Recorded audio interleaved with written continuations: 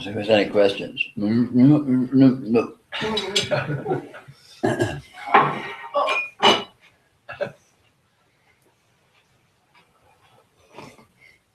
You promise you won't laugh? I promise I won't laugh. For at least for the next 1 minute. We have 1 minute laugh-free grace period.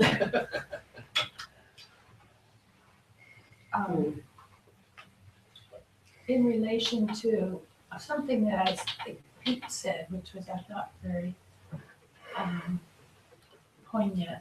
He was talking about how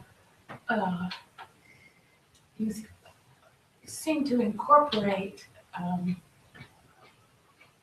awarenesses or discoveries or openings or deletions. And so the contrast of what was discovered at one time becomes kind of amalgamated, and one continues on incorporating that. This is as opposed to a very dramatic understanding that you know what this is completely well, and in a way in which there's no doubt of who you are and what this is, and your relationship to that, or being part of that. So what about Do you know that? what I mean by that? Yes. Okay, so if one wants to have more of a physical understanding, experiential understanding of being liberated from their patterns of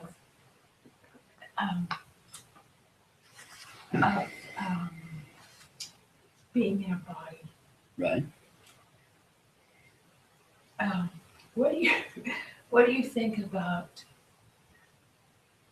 practices that are specifically designed to enable you to experience that kind of liberation from the body? It depends what you mean by practice. It depends what you mean by such practices. With regards to everything you've been talking about,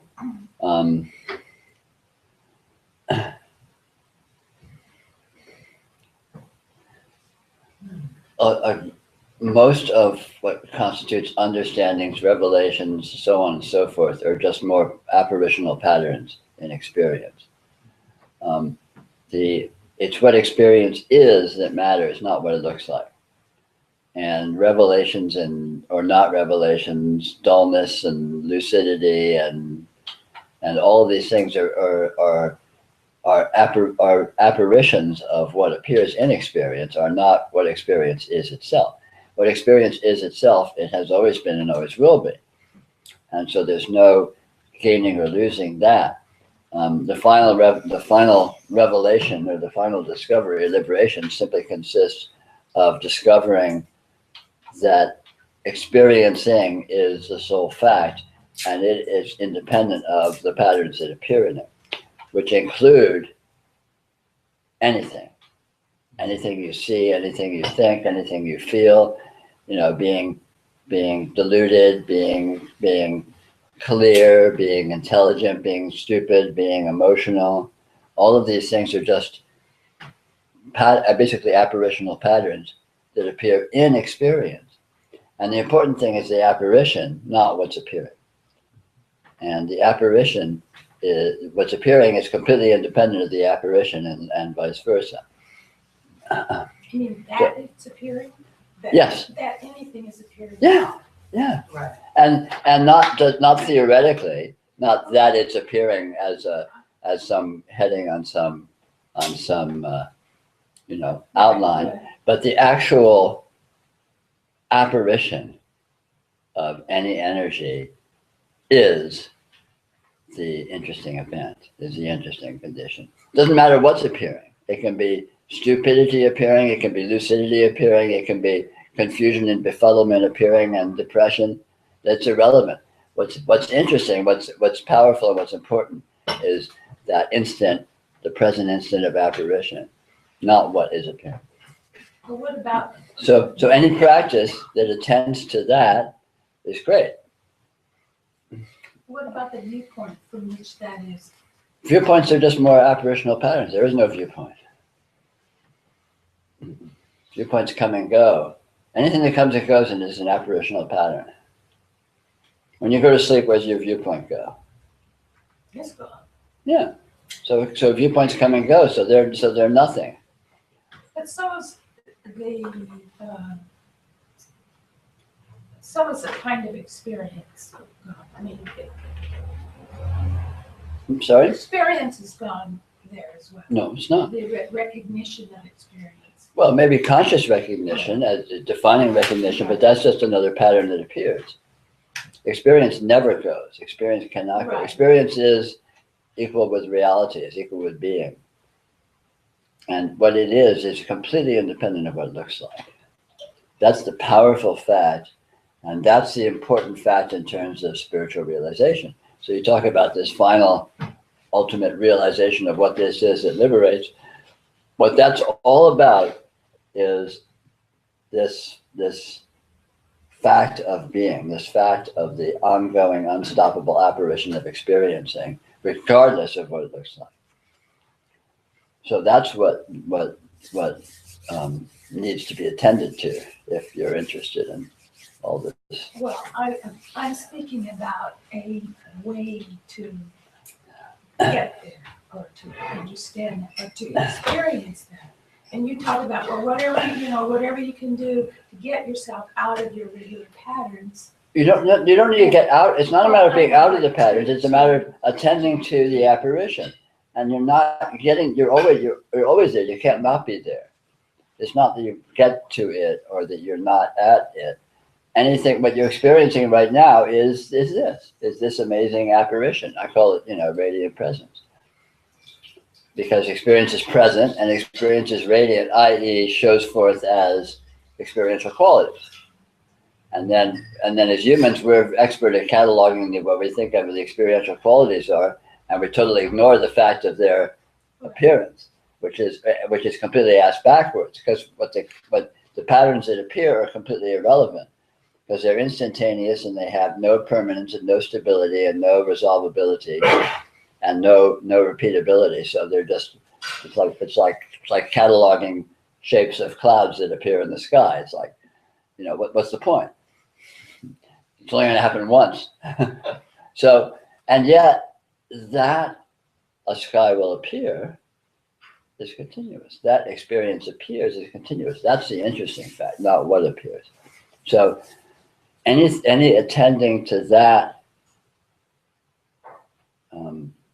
fact, that condition, that actuality, right here, right now, concretely, is not just powerful practice, but is itself actually the finish line. When you see that that's the only thing that is here, that's the only thing that is real, that's the only thing that you are, that's the only thing that all this is this astounding condition that presents as all of this, that gives all this its actuality. I mean, why does all these patterns seem to be here? How do they seem to be actual? They seem to be actual because this is actual. And the nature of this actuality is to show up like this. And that actuality, or this actuality, that you are, is what is interesting, is what is powerful, is what is liberating. And it is completely independent of the patterns that show up.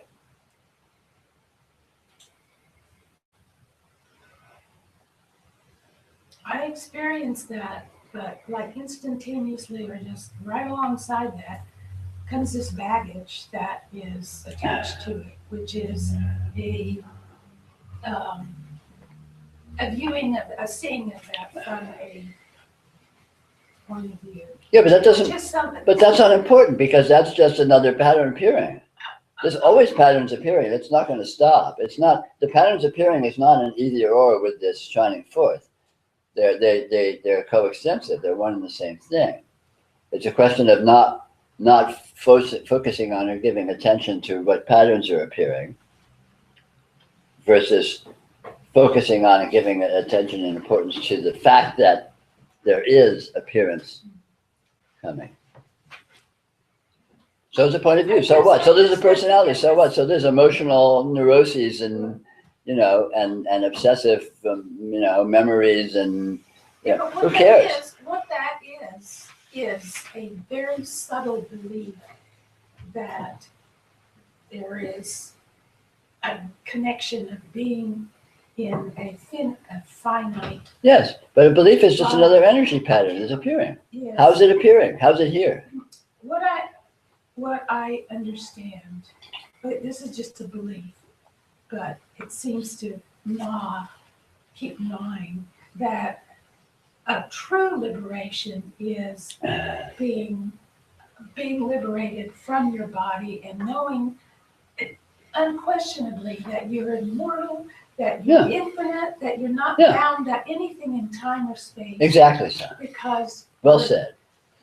Well, part of that I understand happens when you're out of your body. Yeah, but you are out of your body. You don't need to be out of your body. You just need to notice that you are. You've always been. Where's your body appearing? Your body's not appearing in your body. Where's your body appearing? No, right now, not theoretically. Just look at it. Where's your body appearing? I know this, and I know that, and you can see that from any perspective, or not being in the body, and but that's just a way of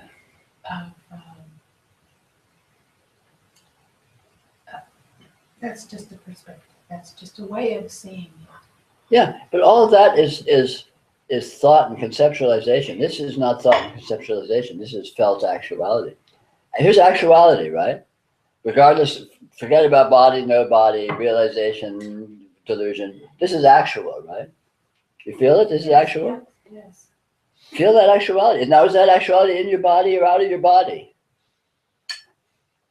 Feel that actuality. That's the word that I use to refer to that as presence. Feel that. It's undeniable. It's not a concept, right? Where is it? Right? Is it in your body? Is your body doing the actuality? Is it inside anything? Is it outside anything? It just is. It's not. Does it have a location? Can you even find it? It's undeniably and palpably, you know, concretely obvious, but you can't even find it.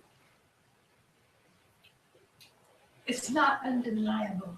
It's questionable. It may be undeniable. It may be questionable conceptually. You don't really know that. Really know what?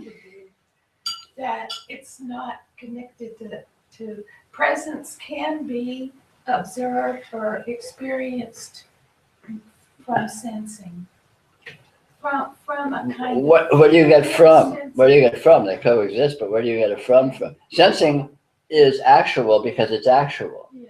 Sensing is not, actuality doesn't come from sensing because sensing exists first and then actuality comes from sensing. How would the sensing has to be actual in order to do anything? Okay, yeah. An unactual sensing, in what sense is that going to have any potency? What could it do? I mean, a hypothetical sensing. The only sensing that matters is an actual sensing. As soon as it's actual, and then you have actuality. Actuality is a priori. Actuality is the prime condition. Okay. And then any senses or bodies or no senses or realization or delusion has to exist within that actuality, or who cares? It's just hypothetical. You're talking about how many angels can dance on the head of a pin. If they aren't actual angels, it's a meaningless question. So the interesting thing is what's actual. And if you look closely, you discover nothing is actual. And this is not this is not conceptualization, this is not theoretical, this is a matter of observation. Nothing is actual, but the apparition of unstable, unresolvable experiential patterning, without worrying too much about what you mean by those words. So Peter, so just a while ago, you asked Irma a series of questions, and so I just sort of went there. There is no answer. There is no answer. I mean, you can't get this through a concept. No, you can't get this. This is not conceptual. Through even a practice. I mean, you get this. But it's basically, I guess. I guess one thing could be is I could just keep on asking myself those questions. And I do sometimes. But you can ask yourself questions, but ultimately it comes down to seeing or noticing. Actuality, there's no answer. Right, you can't Except argue. what I see. Yeah, of course. You can't argue yourself into actuality. You can't argue yourself out of actuality. But actuality, it can be seen. It can be noticed. It can be because it's palpable and obvious and undeniable. And it's not a concept. But it is, since it is actual, it is experienceable. You can feel it. Feel actuality. Feel what it feels like. I mean, it's not like you can feel it and know and pin it down. Oh, actuality feels like this, that, and the other. Make a list of what it feels like, and then you get to the end of the list and say, "Yep, that's what actuality is." You can't. There's no end to the list because it's not a kind of a thing that you can resolve. You can't pin down what it is. But that it is absolutely undeniable. And the fact that you can't pin it down is also undeniable. Right. And that shows its unresolvability, what the Buddhists call emptiness, which they rightly, put high on the list of interesting characteristics of reality. Because sometimes when I'm noticing, there's sort of like this, instant start. What is that? But it's, I don't actually say what is that, but I feel compelled to say it, but I can't answer it. Yeah, there are no answers, but that there are no answers is not an abstraction.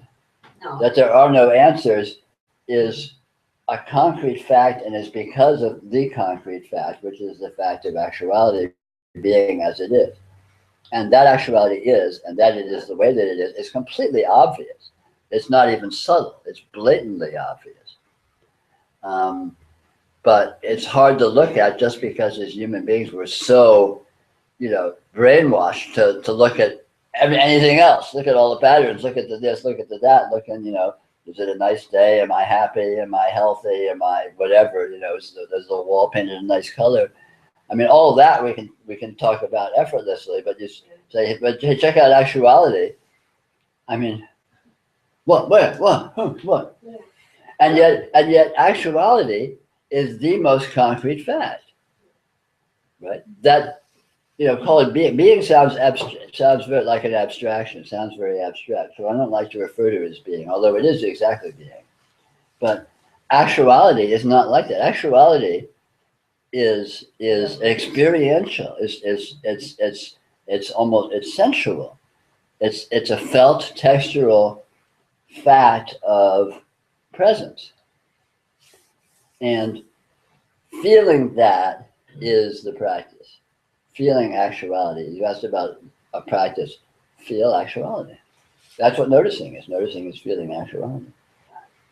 And feeling actuality isn't something you can do or not do. You can notice that you're doing it, or not notice that you're doing it, but you're always doing it.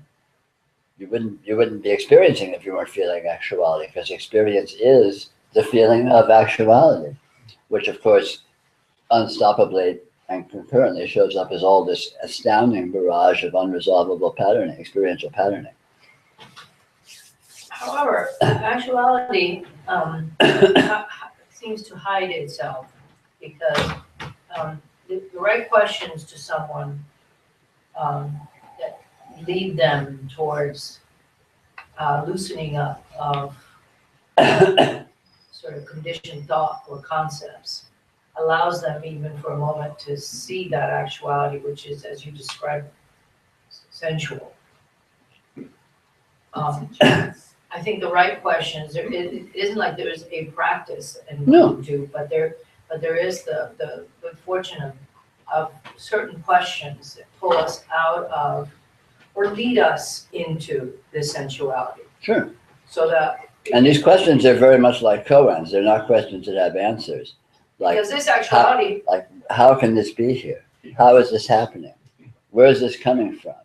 What is this made of? I mean, those are all good kinds of questions, not because they have an answer, but because they direct attention towards the actuality, which is unanswerable, which is of a nature such that it is not analyzable as being this or that. It's intrinsically unresolvable, but it's not unresolvable in a sense of not actual. It is an actual unresolvability, which is a whole different critter than humans are used to acknowledging.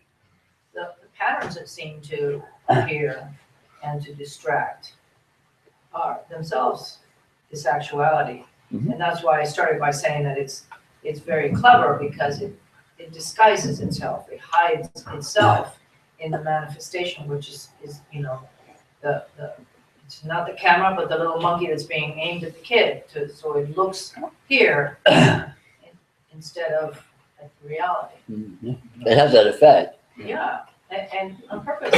Well, who knows about that? But anyway, it has that Well, effect. clearly, because it is. It's all experience. It's all And- experience. And experience is always out front and in your face. Mhm. It never hides. It's never mistaken by something else. It never goes away. It's Yeah. never disguised. It's always bang right there. Completely naked Experience. explicit. Completely naked experience. Yes. And in fact, that's the only thing that And is that's the explicit. good- There's nothing else. That's the best lead, is just And- going to experience itself. But Absolutely. experience has no flavor, no color, no belief, no shape, no size, You mean actuality. no experience. They're one and the same. Well, Okay, you it's wanna the use the same word, then it gets a little complicated.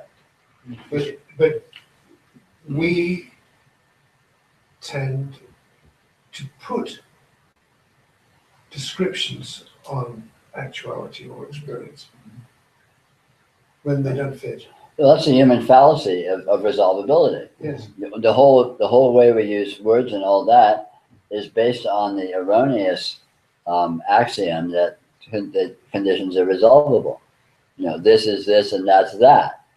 Whereas in actual fact, when you go look for this, you don't actually find anything that you can pin down. To that, you don't actually find anything you can pin down. All you actually find is experience, which again, by its very nature, is this very strange, actual, present, immediate, but entirely unresolvable, entirely indeterminate condition, which is not of a quality that is within the realm of human conceptualization. When we go looking for this or for that, we find distraction. We find distraction, but we actually also find actuality, because so this or that is nothing other than actuality. It's very paradoxical. But the fact that you're looking is already Well, yeah, if you're the fact that if you're having the fantasy of finding, if it's a looking Yeah. predicated on the fantasy of finding, then you're screwed. For me, all looking is predicated by the desire or the intent to find. Yeah, but those are the term, it's in your face. I use that term all the time too. It just appears, I guess. I guess I see it maybe somehow, but. Even saying that we humans are conditioned, or we choose to see things a certain way or hang on to is kind of sloppy, because Of course it's sloppy. There's no human, there's only the actuality of experience, and actuality, and that's what actuality is, or. Exactly so. But from the point of view Yes, but of the that's, assumption that there are humans and that humans have come up with this language and the language is but that efficacious and very meaningful. description you're putting out is one of the first things that needs to go. in a Exactly. sense. Absolutely. Yeah, but you need it sometimes. I mean, it's just a shortcut. Yeah, well, it's I wouldn't say irrelevant. it was a shortcut, It's I would say long irrelevant, run. but since the problem is a priori humans have an enormous bias towards the human and an enormous insensitivity to noticing what's actually going on here and what's actually powerful and important in the way that it is. So from a practice point of view, it's valuable to deliberately bend the other way, even though they're actually equal and actually irrelevant. You know, human modes and consensus modes and delusional modes are absolutely fine. They don't matter at all because they are nothing other than this being this. But because we're so addicted to exclusively being in that mode as if it was accurate and internally consistent and coherent, which it isn't. In order to get to, the fabled realizing what this is that liberates and et cetera, it can be strategically useful to deliberately be biased in the opposite direction, even though ultimately that's artificial. And then once you see what this is, then it doesn't matter. Well, who cares after that? Exactly. Who gives a shit? Exactly. It's all God all the time. Right. There's no reason. But that is relevant to your question.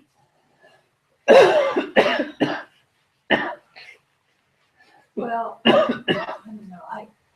I hear that it's a real game changer when you are released from. Yeah, it's not a game changer, it's a game revealer. Yes. It reveals the actual game, Correct. Well. which has always been the only show in town. But yeah, in effect, you could say it's a game changer. When you discover what you erroneously thought it was is in fact erroneous, then that's a game changer. Sure. Well, I just hear an easy way to do that is to just get out of your body. It introduces new realms, new.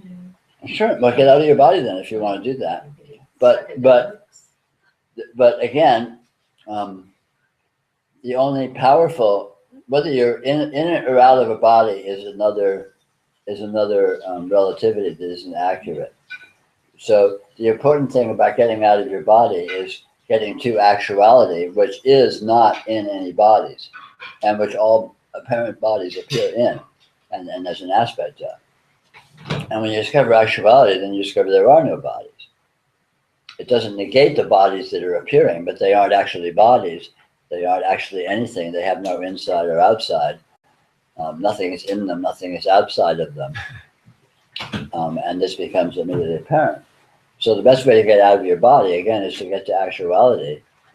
But actuality, the prime nature of actuality is not being out of your body.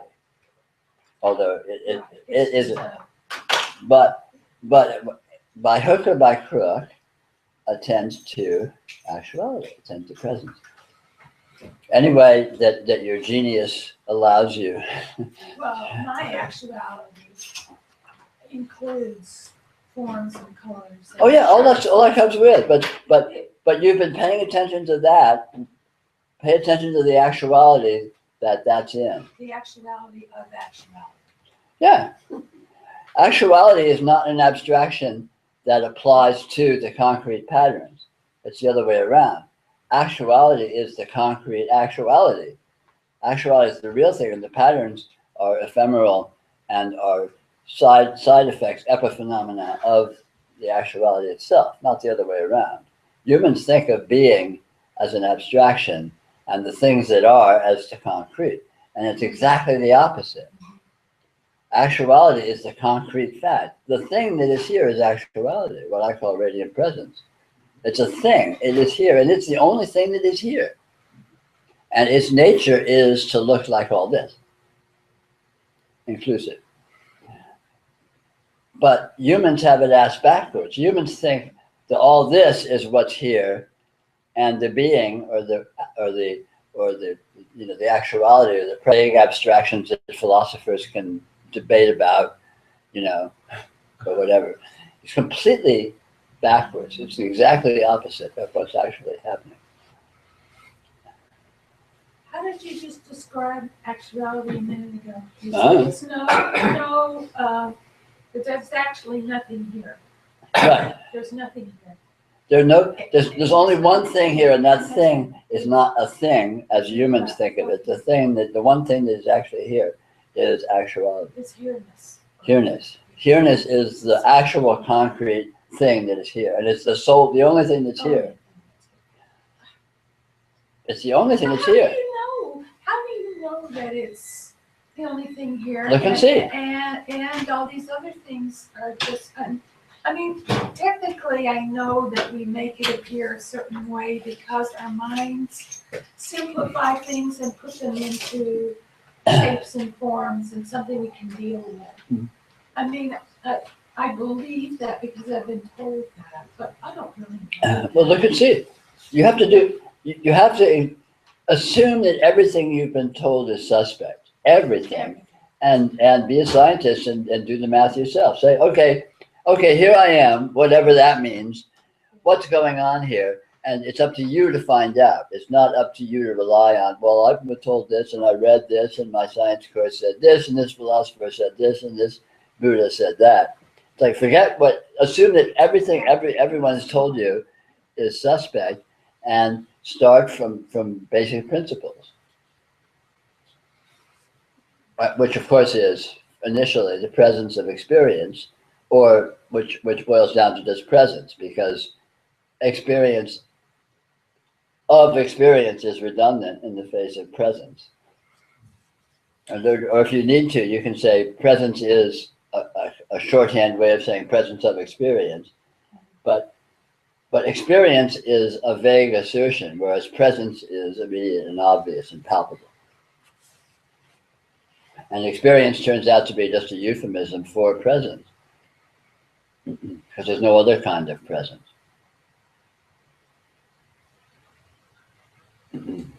And so any by hook or by crook, any way of attending to this fact, which is actually fairly easy, because you always are attending to the fact, even if you disguise it as paying attention to this quality or that quality or this event or that event, or your point of view or your personality or your wanting to be liberated or whatever, all of that is actually existing within this presence, and not vaguely, very obviously and palpably so.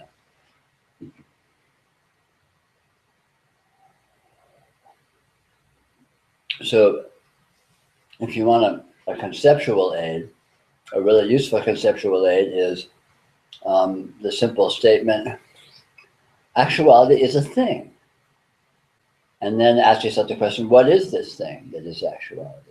So rather than holding actuality to be some vague abstraction, turn it around and say, suppose that actuality is actually a thing, and suppose it's even actually the only thing, but you don't need to worry about that. Just actuality is a thing. So what is it? What kind of a thing is it? Here it is, check it out. And again, start from first principles and do your own investigation and reach your own conclusions without recourse to anything you've heard.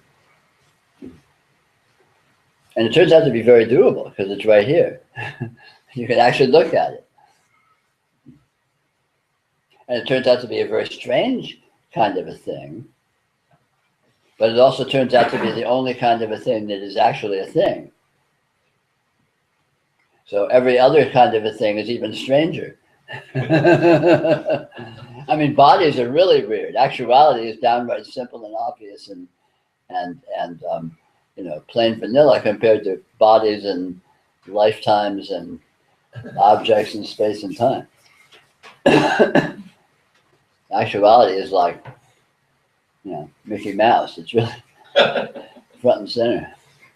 Peter, when you say you're always attending, whether you notice it or not, what's this you? Well, you don't need to worry about that. That's just a verbal convention. Well, I know, but I mean, You is the actuality. You could say, more accurately, you could say the actuality is always attending to itself. The nature of actuality is a self-attendance. Attention. Yeah, it's a self-attention. Even when you're not paying attention. So actuality doesn't pay attention to itself. The nature of actuality is a self-attention. So whatever this thing is, its very nature, its very substance is a self-attention.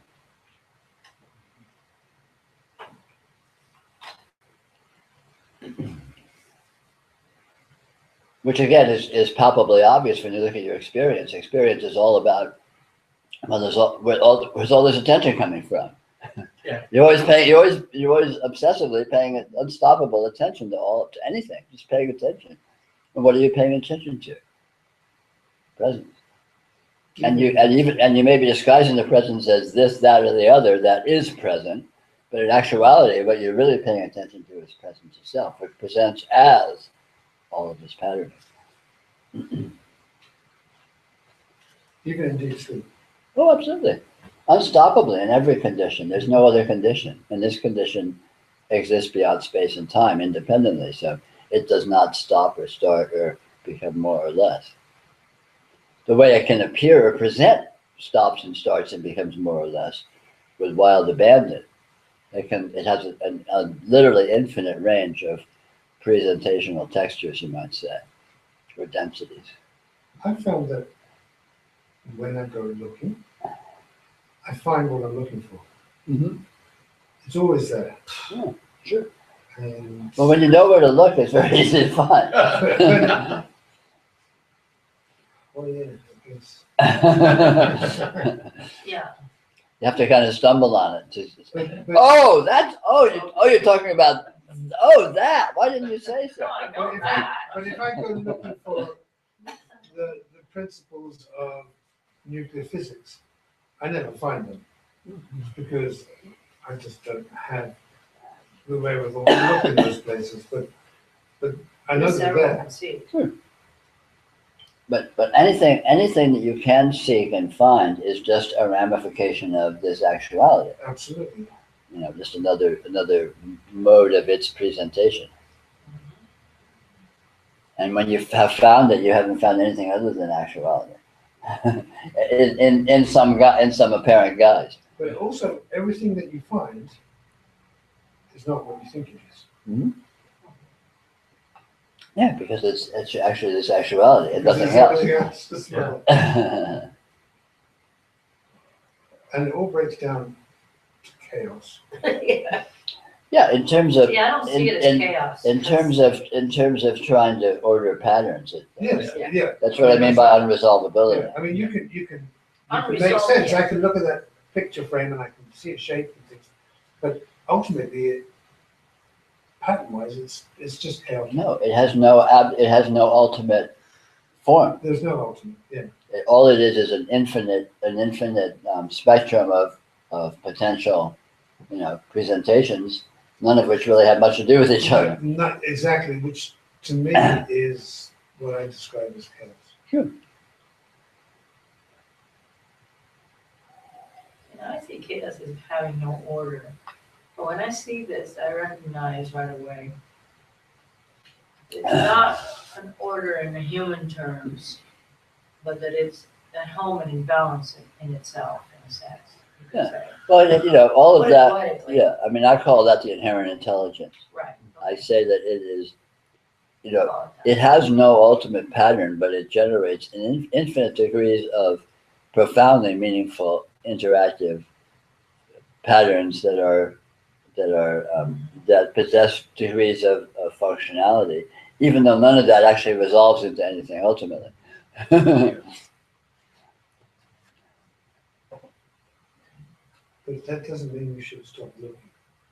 Oh, never. You can't.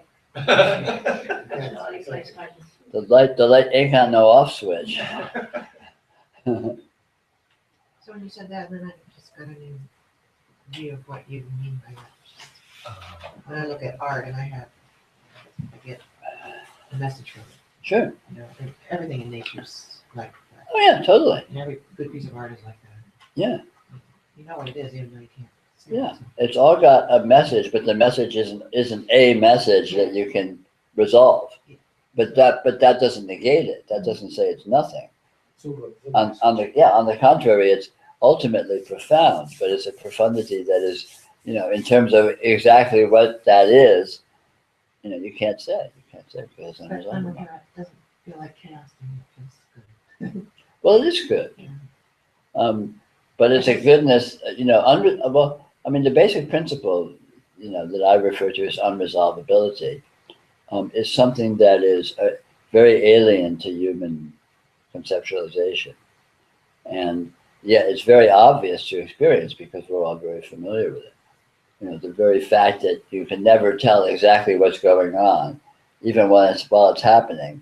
And after it's happened, you don't know exactly what happened. And when it's coming, you don't know exactly what's coming. And the whole thing is always, just fuzzy around the edges. And it presents as a sort of a center that you can maybe sort of have some guesses about aspects of it. But ultimately, it's all just sort of, well, that's exactly what it is, but what the hell is it? And all of this is a reflection of the intrinsic unresolvability, because every aspect of this, whatsoever, the degrees of patterning or beyond patterning, shares this principle of unresolvability is absolutely fundamental across the board. It's a root principle that reality is unresolvable. Actuality is unresolvable. The patterns are unresolvable. The dynamism of the patterns is unresolvable. Every aspect of it is unresolvable in the sense that it has no final or ultimate configuration that can be arrived at. It presents as infinite spectrums of potential, alignments and configurations, but none of them are final. And you look, the more you look, the more you find, and you never get to it's bottomless. You never get to, I've been looking and looking and accumulating, and I finally got to the bottom. Here's the bottom line. There's no bottom line, and that's very alien to human conceptualization. It's irrational. It's fundamentally irrational. It's not logical. It's like dividing by zero in mathematics. It's like you try and think about it, and you just whoop. And it's exactly what this is, which is part of the challenge and part of the learning curve in spirituality. Again, is that people seem to be so, deeply brainwashed in rationality. Well, okay, yeah, but what is it? And you want an answer. You ask a question, you want an answer. And this isn't that kind of thing. It is exactly what it is, precisely and knowably, but that precise knowable actuality is unresolvable. So it's not an answer. It's a whole different kind of a critter. It's a different kind of equation. It's a different kind of logic. So actually, in a way, I mean, if you're noticing this, or seeing this, what you're seeing is unresolvability. Yes. I mean, that's how I know. Yeah. And in the openness or. Well, they're all euphemisms for the all same things, thing. But yeah, in a noticing. The hallmark of noticing is recognition of unresolvability to some degree. Yeah. I mean, it's like that's what you get when you look at a beautiful sunset. If you look at it and you go, oh, that's a nice sunset, you're not noticing it's just a nice sunset and it's a closed system and you've seen it and you know what it is and you can check it off your list. But if you really look, it's like, wow. I mean, that's here. It's actual. It's exactly the way it is. But still, wow. And wow is that open-endedness, the fact that what is it? What is this? It is exactly what it is, explicitly presented, and still it's open-ended, it's unresolvable. And that revelation is the key, is the master key to the very nature of all this stuff, unresolvability.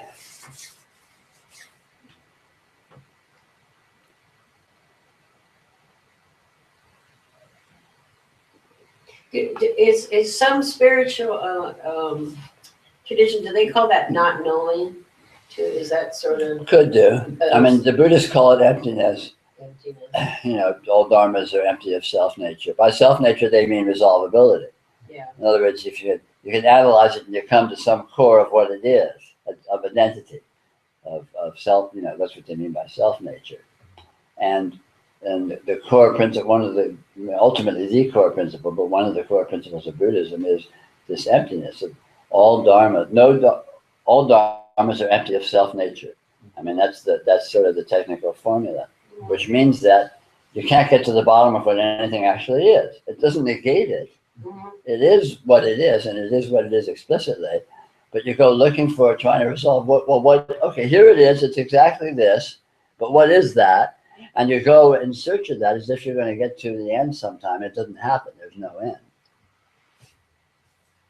And, yeah, and you know, so it can be, you know, all different people euphemize it in various ways, you know, the wisdom of not knowing or letting go or surrender. Or, I mean, there's a lot of different sort of wishy-washy ways of putting it. But technically, you know, I mean, it's a very specific quality in a way. So I like referring to it as unresolvability because it's kind of, it's precise in an unresolvable way.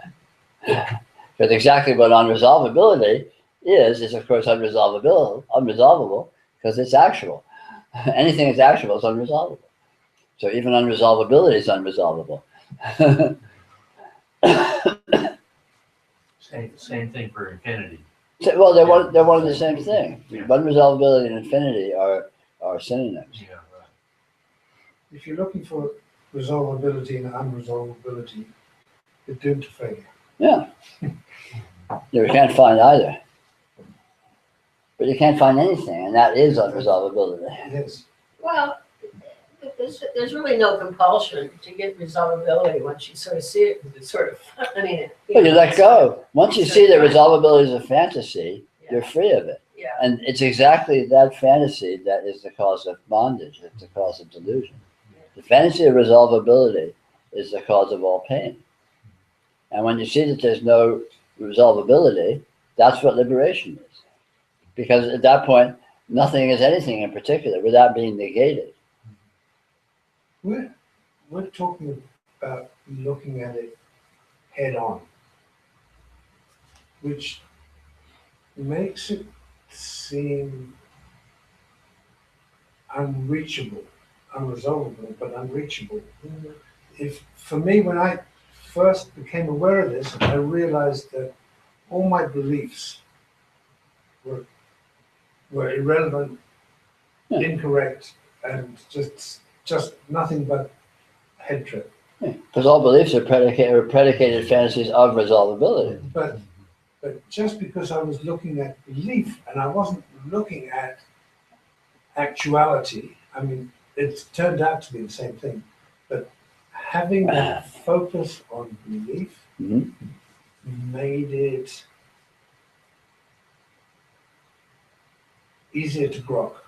Yeah, for you, that clicked. For me, It was like, yeah, for me, yeah. And I concur. but the thing that you're saying is like actuality is all there is. It's just like it's like too much somehow. It seems. well, maybe to me. it is too much. It is absolutely. And yet here it is. And yeah, for me, it was what clicked was a little way in, which was a side door, but it led to the same place. Yeah. It just that side door was for me was important. Well, it is, you know, you have to find this where you find it. Yeah. You know, I mean, like in these talks, I try and outline the root principles, just because if the root principle, for some people, the root principles would be powerful. But ultimately, you have to find this concretely in your own experience in some way that it clicks.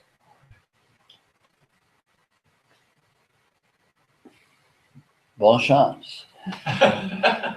But you know, they're all actually the same when it comes down. Oh yeah, of course, it's all the same. It's simpler than you think, though. I mean, it's like It's so simple. obvious and simple. Just look at this. Yeah. What is this? Yeah, where did this I come mean, yeah, just what is this? Here this is. What is it? from? What does here this is mean? Is another way to answer the same question. What does here this is mean? And it's a koan. It's not just an answer. It's not like, oh, here this is means blah blah blah blah. It's, it's not, that ain't gonna happen. Right. But it gets you to look at this thing that is not a human category, but is in actuality the only category. What is this that is here? How is this here? And any of those, just this actuality, this, just this, what is it? How is it?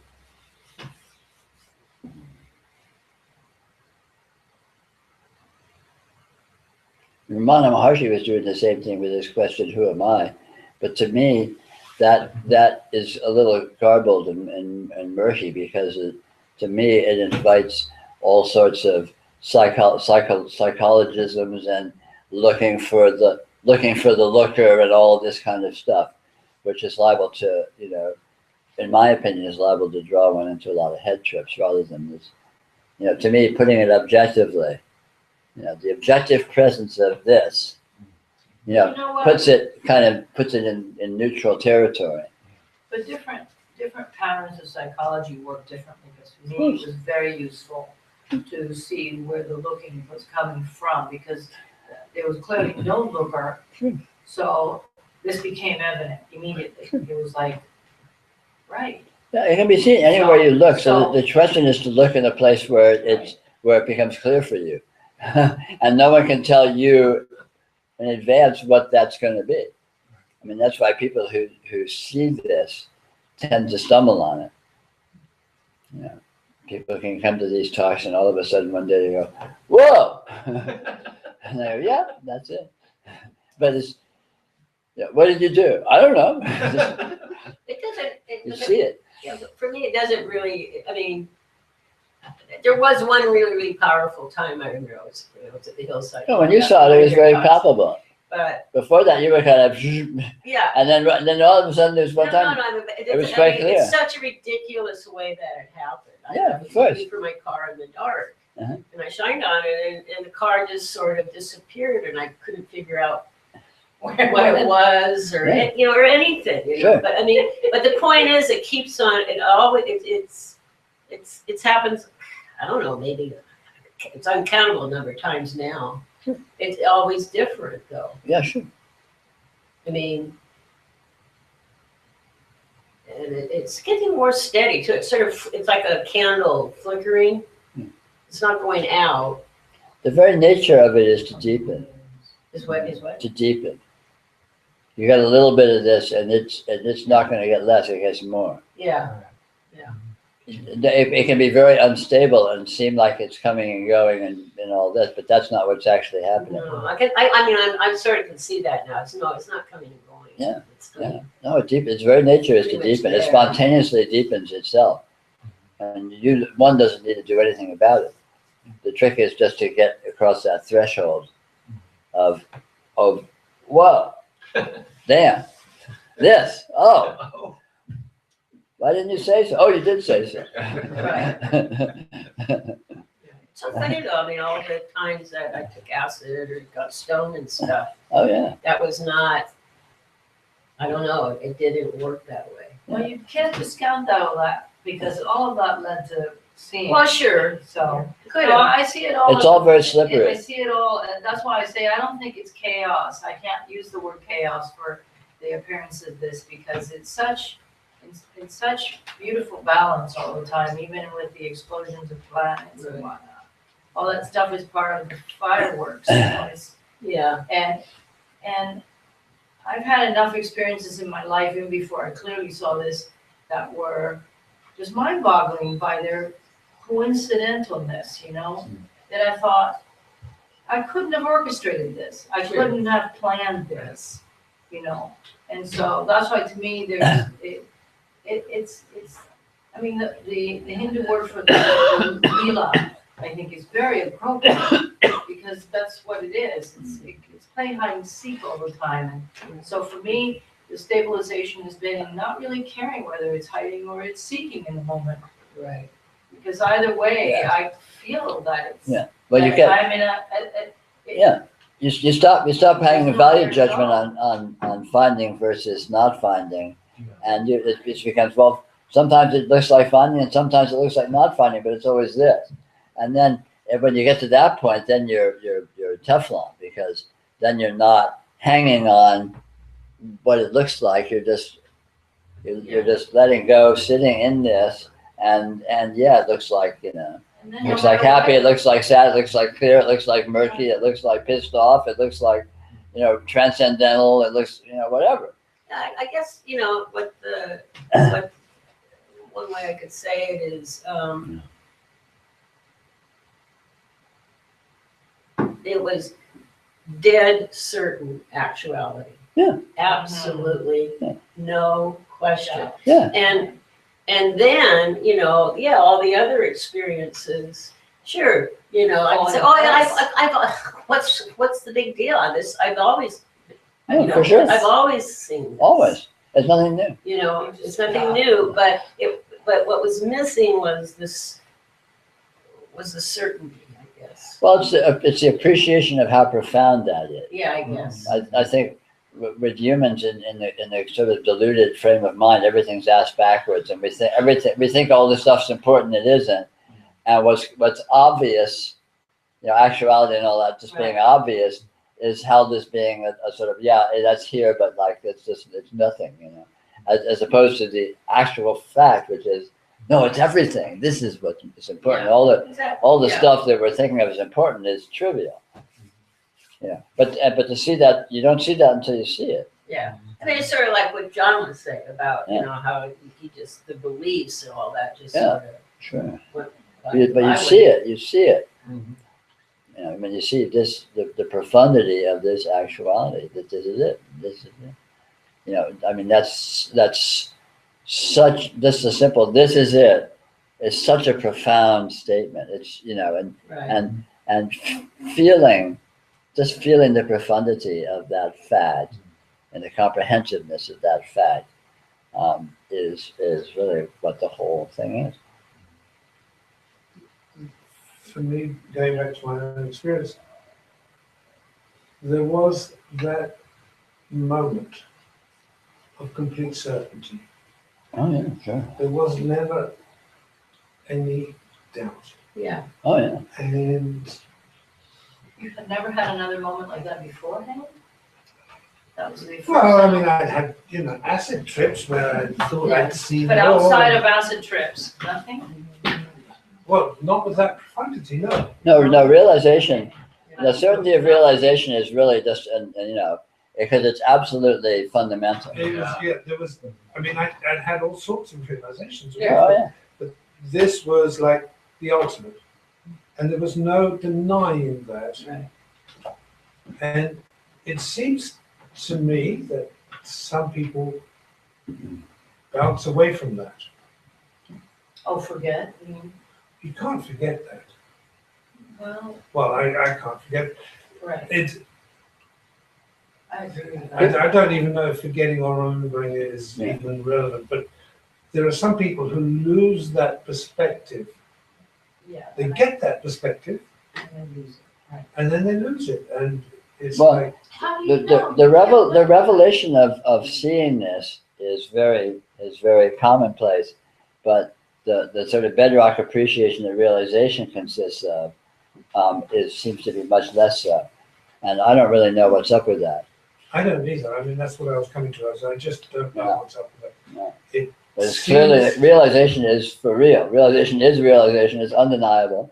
You know what though? And it's not it is the ultimate revelation, but it's not a category of revelation. And all previous revelations, they're not- even if they are of it, are not realization. there's no kind Well, I think, Yeah.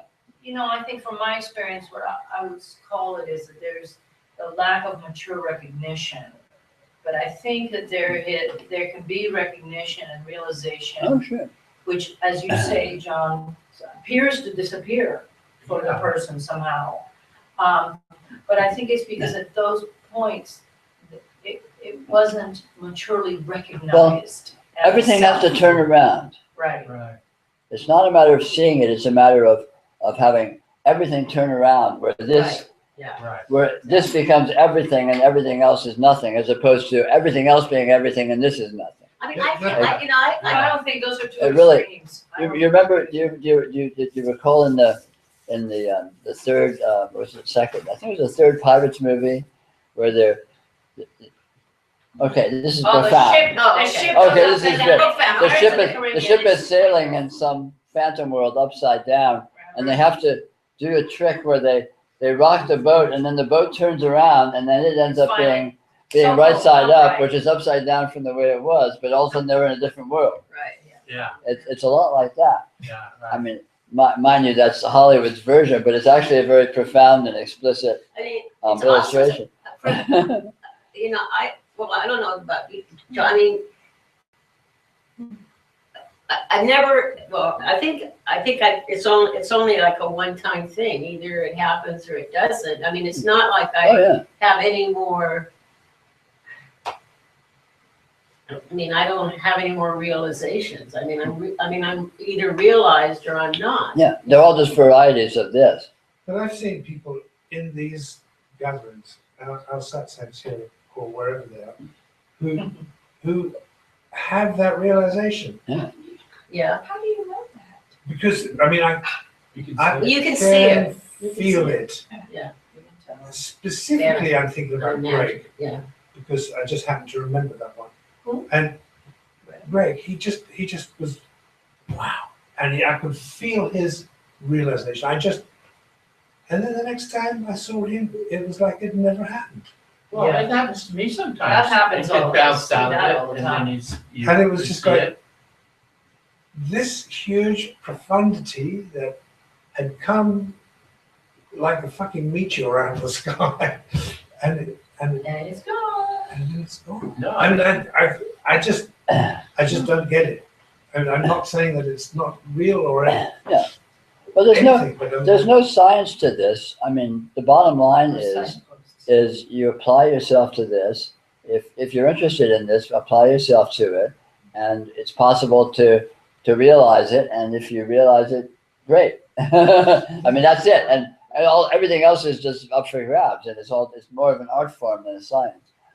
Yeah. You know, you play with it, and if you play with it long enough and intelligently enough and luckily enough, you know, the lightning can strike. I mean, And- I feel bounced out of it at times, you know. and who am I to judge whether they're in or out of it? I don't know, Yeah. of course. But one Anyway, moment but- people are going, oh, Yeah. and the next moment they're talking about, you know, what But we even- do to- But even, you know, but again, this just illustrates unresolvability yes, all the more, because even this is unresolvable. You can't absolutely. you can't get to the bottom of what this is or how it happens or anything. It's all like, Just like well, it kind of looks like this, and then you look closer, and all of a sudden it's like, well, you know, it doesn't pin. It's not precisely. Oh, it's this way. yeah, and it's my perception that I don't understand. It's not what's going on in Greg or anybody else's mind. I couldn't even And begin even- to go there. And even what's going on in anyone else's mind, they don't know because it's unresolvable too. Yeah, but I mean, it's my perception that is unresolvable. Yeah. And I tend to grab hold of perceptions every now and again. and Of think, course. well, this is what I'm looking at. And But unresolvability is the linchpin of realization. The essence of realization is settling in the concrete fact of unresolvability as the ultimate principle. And that sounds like an abstraction to put it in words like that. But it's, that becomes your ground. Your ground is unresolvability. As opposed to there's this wonderful unresolvability, but your ground is still resolvability. You jump ship to the point where unresolvability is where you're anchored, is your foundation. And then from that perspective, everything makes sense. In the sense that nothing makes sense. It sounds like unresolvability is being out of control, but it's No. it's not. Oh no. It's very precise. It's very, very, very precise. Yeah. Exactly. It's concrete, it's actual, it's It's precise. not random. No, it's not random, it's precise. Yes, it's precise. Anyway, it's time for a little break. Online people, we're gonna knock off for about 10 or 12 minutes and we'll be back. I will leave the video on in case you like watching people milling around the room. And we'll be back in 10 minutes or so. Oh, How many people are online? didn't know. Sorry, Steve. 5 viewers. Sorry, Steve. Some guy named Nice Guy Sonder was on for a while. He's a bum. He's a total bomb. Hallelujah. I haven't figured out how to bounce people out of it. I will. You can bounce that guy. He'll bounce back. Right. With a different name.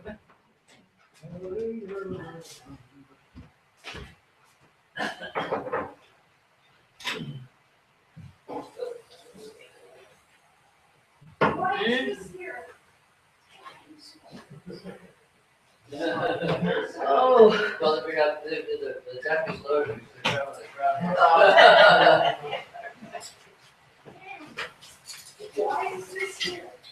Where's what here? Oh, the ice cream scoop. That's a good question. Well, there is, I don't have We any. wanna know. I have sorbet. Some lemon sorbet. Ice cream? Ice cream? You say ice cream? Sorbet. I say ice cream. Yeah.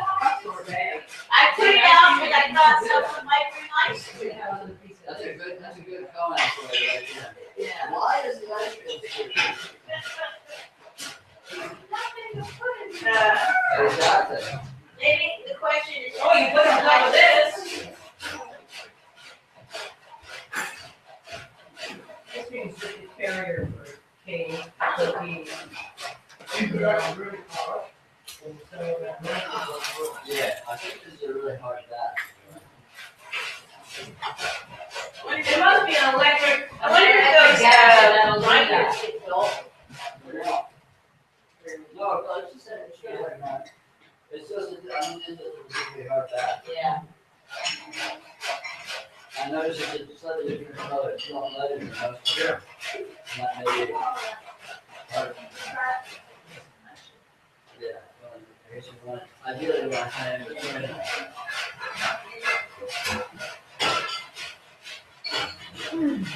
Good salad. Oh, I'm glad you like it. It's gonna be leftovers, so anyone who wants some, take home. You do.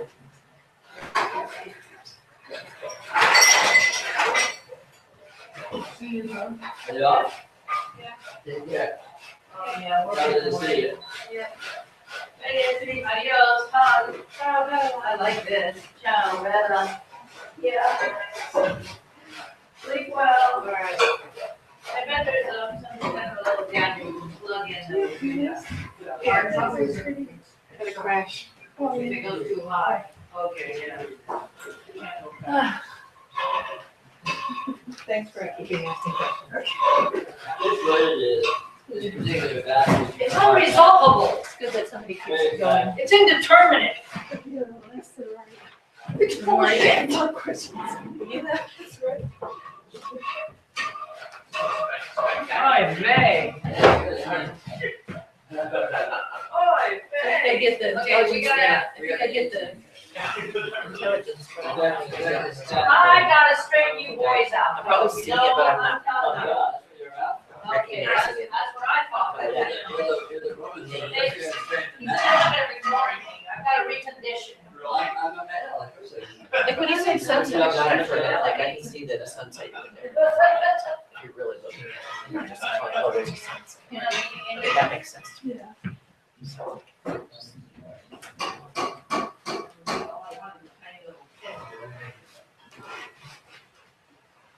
But that's great. Shift. Yeah, when the shift. Good questions. Then with resolvability, you find that there's still a huge shift where actuality is more from Yeah. things.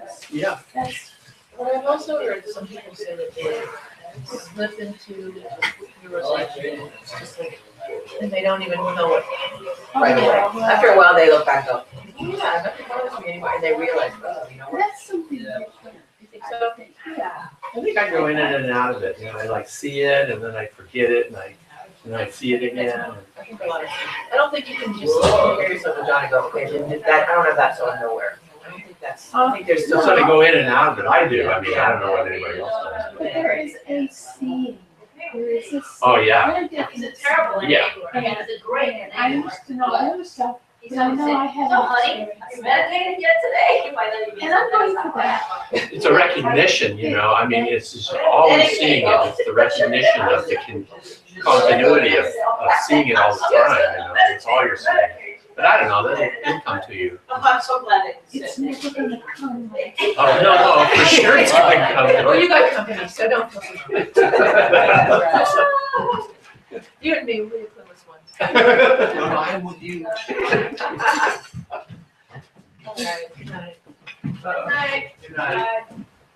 Take care. Thanks a lot. See you later. It's a short drive.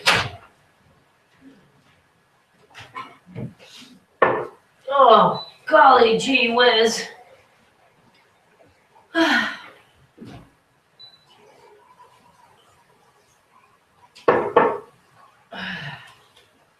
Good biscuits, Pam. Yeah, sort of like dessert, huh? Uh-huh. Good idea putting jam on it was a good idea. Oh, I yeah, like that little dessert. Uh-huh. And that's, Good, amazing. that's low sugar But, jam. I gotta say, it tasted best when I had it first. What? That little dessert, It tasted what? the best. Is that was that way that little When dessert it was was the good? first thing. Yeah. Oh. I think serving dessert at the end is really not a good. No, you gotta guarantee you get dessert. You have it first. Yeah, right. Actually, yeah, I think that's the way to go. Well, there's a really big time lapse here. Oh, yeah? The chair's still empty. Okay, here I come. Oh, there you go. It's different all the time, but at least it wasn't Justin. Yeah.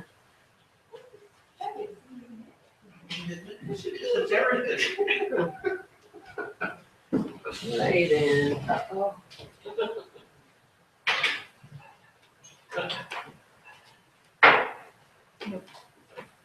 Oh, go on, sit down. I'm not interested in being on stage. But that's not a stage. It's a little tiny screen. It's high starch.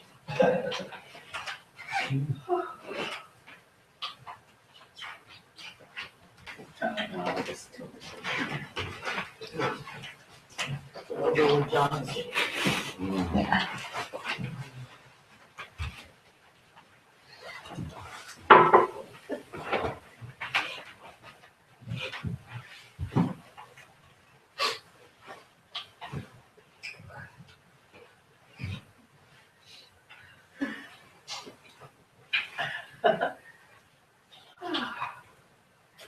Hey, Rana. Who else is Oh, on? hi, Rana. Say, hey, Rana. Well, I don't know, Steve. Mhm. Nice guy. You can't really get a list of who's on, but I know. No. If they don't comment, I guess. I haven't figured out how to do Yeah. that. Let's see. All right, it's time to start back up. Time to get back on the horse. We're on a horse? What?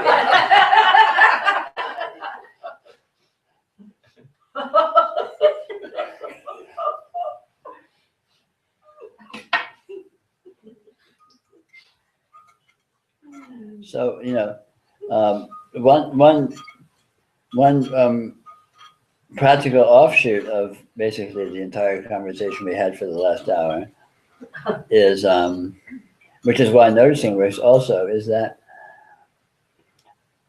resolvability is made of generalities, but experience is always made of specifics.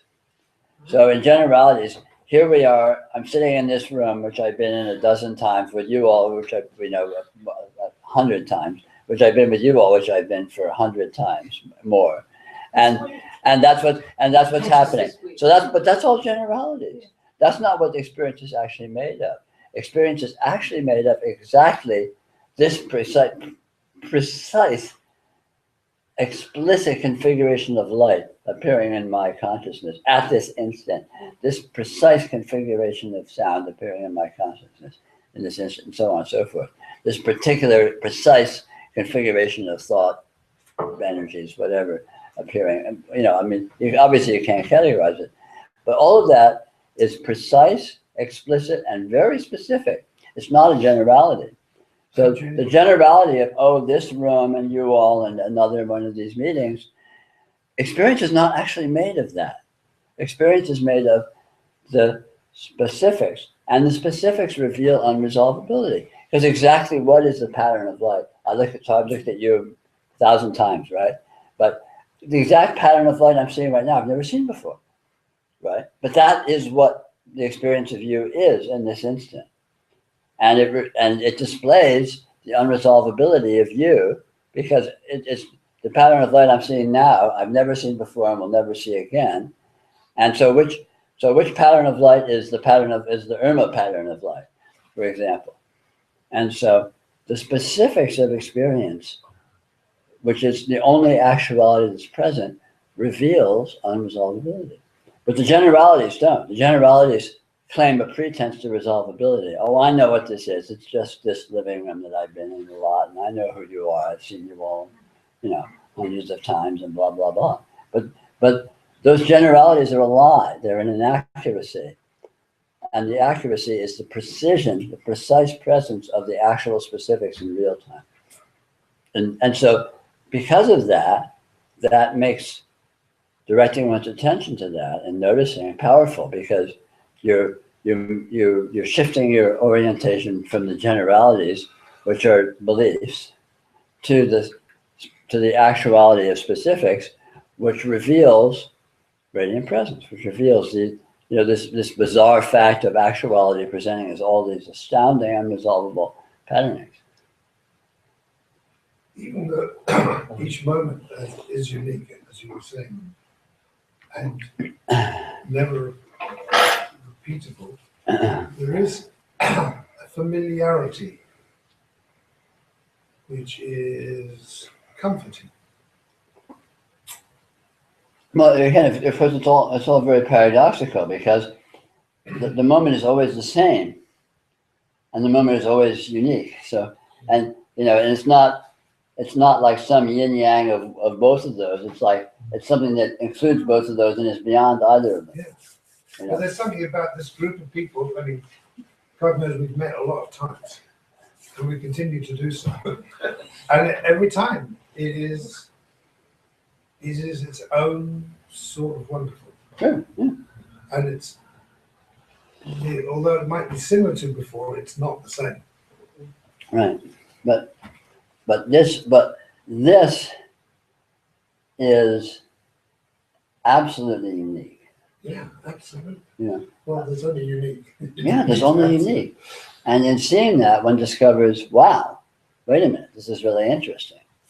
So this is kind of an improvisation that has, the melody's gone off somewhere it's never been before, and it's continually going off somewhere it's never been before. And what a trip.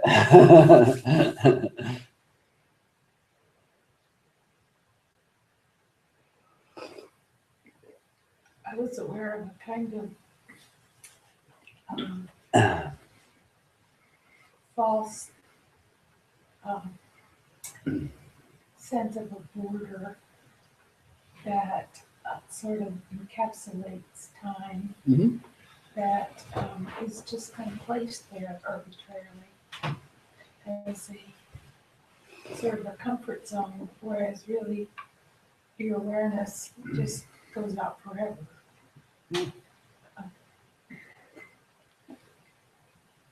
Well, point of views are the same thing. We were talking about point of view before. Point of view is a generalization. You can say, oh, there's a point of view. But when you go looking for, well, let me look at this point. So find the specific point of view that's exactly present right now. And you're looking for it, and what you'll find, it will be weird. And you know, you won't be able to call it anything. So when it's a point of view, you're actually asserting a generality, which enforces a kind of a denial of the actuality, the present actuality, which will always be unresolvable. So when you're looking for the actual point of view in the moment, you find something very strange, as opposed to, well, this is point of view, this here, I'm looking from where I'm looking at, which again is all generalizations.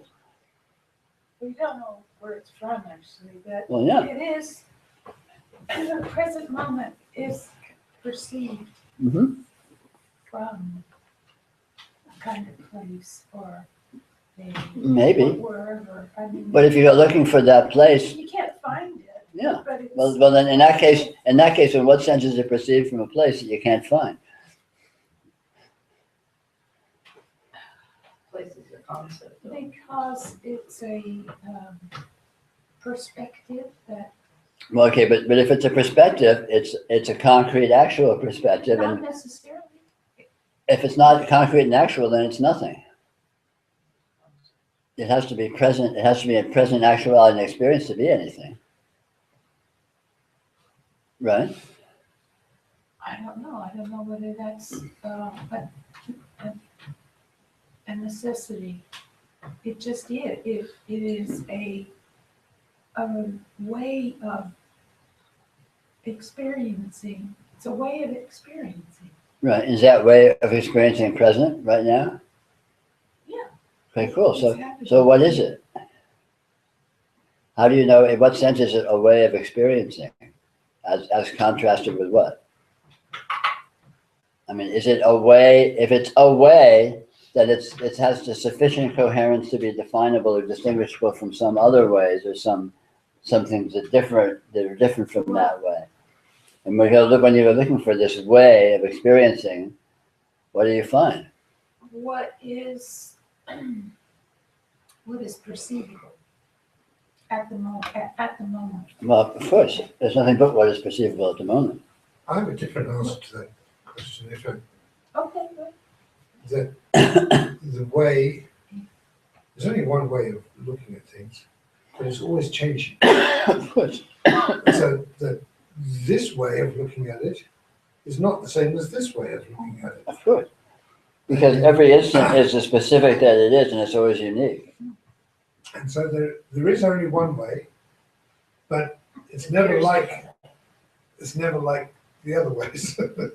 And there were other ways, or at least there appear right now to have been other ways. I can't say that There seemingly may have been other ways, but you can't pin down what any particular way is, so you can't pin down that it's actually different from some other way.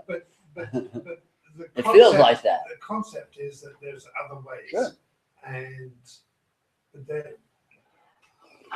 there's only ever this way.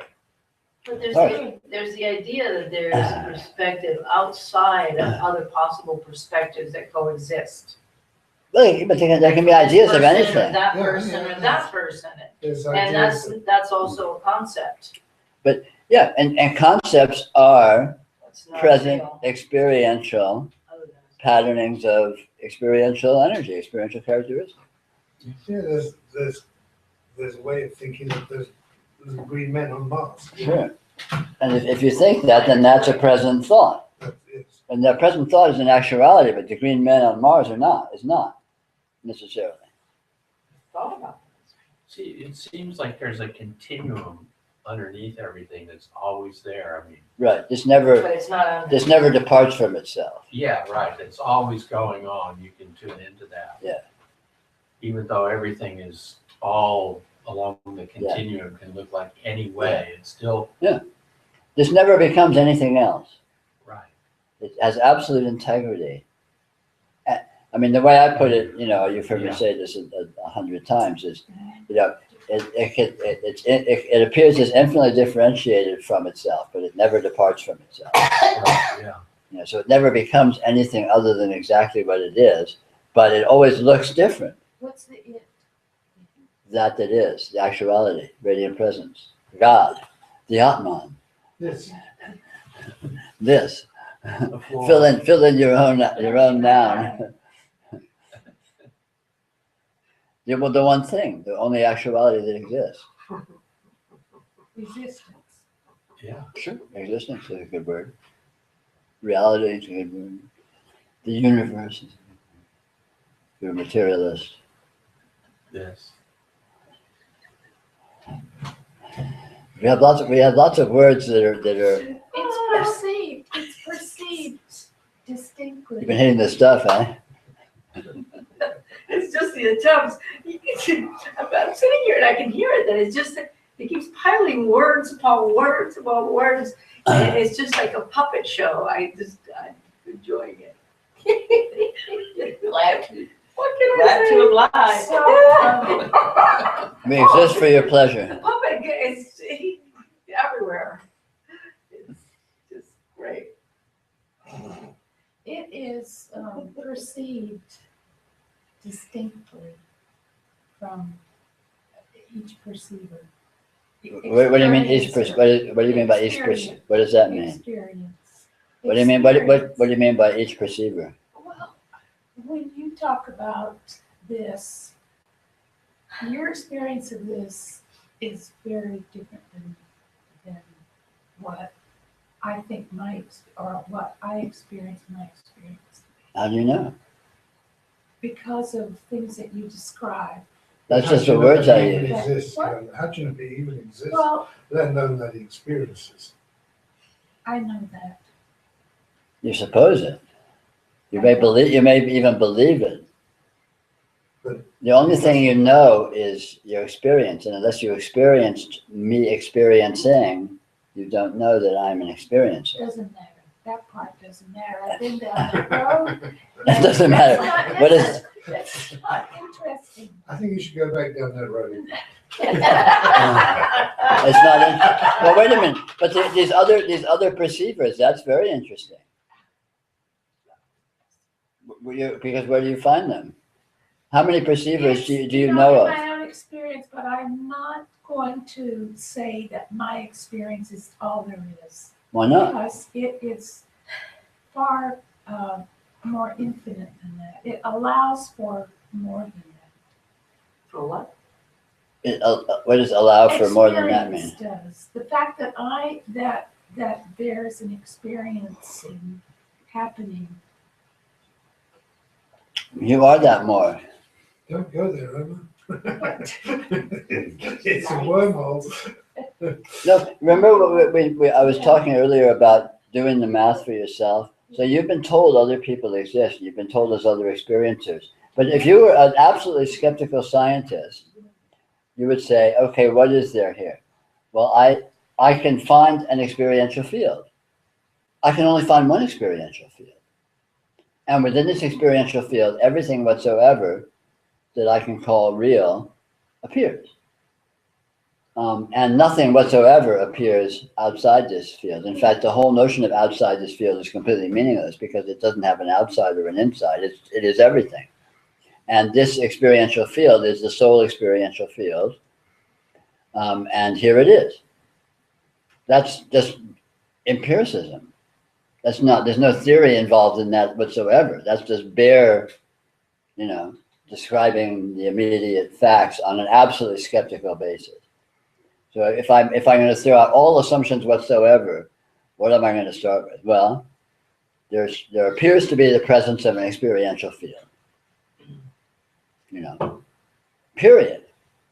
And so on that basis, on the basis of that degree of empiricism and that degree of skepticism, I can hypothesize there's other experiential fields. I can hypothesize this. I can hypothesize that. I can hypothesize green men on Mars.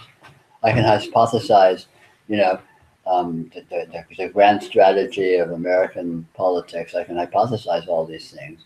But the only thing I can find is the actual presence of this solely existing experiential field within which the entirety of reality appears. Or let's say within which all information that I may classify as being of reality appears. So the universe appears within this experiential field. The galaxies appear within this experiential field. Humanity appears within this experiential field. The earth appears within this experiential field.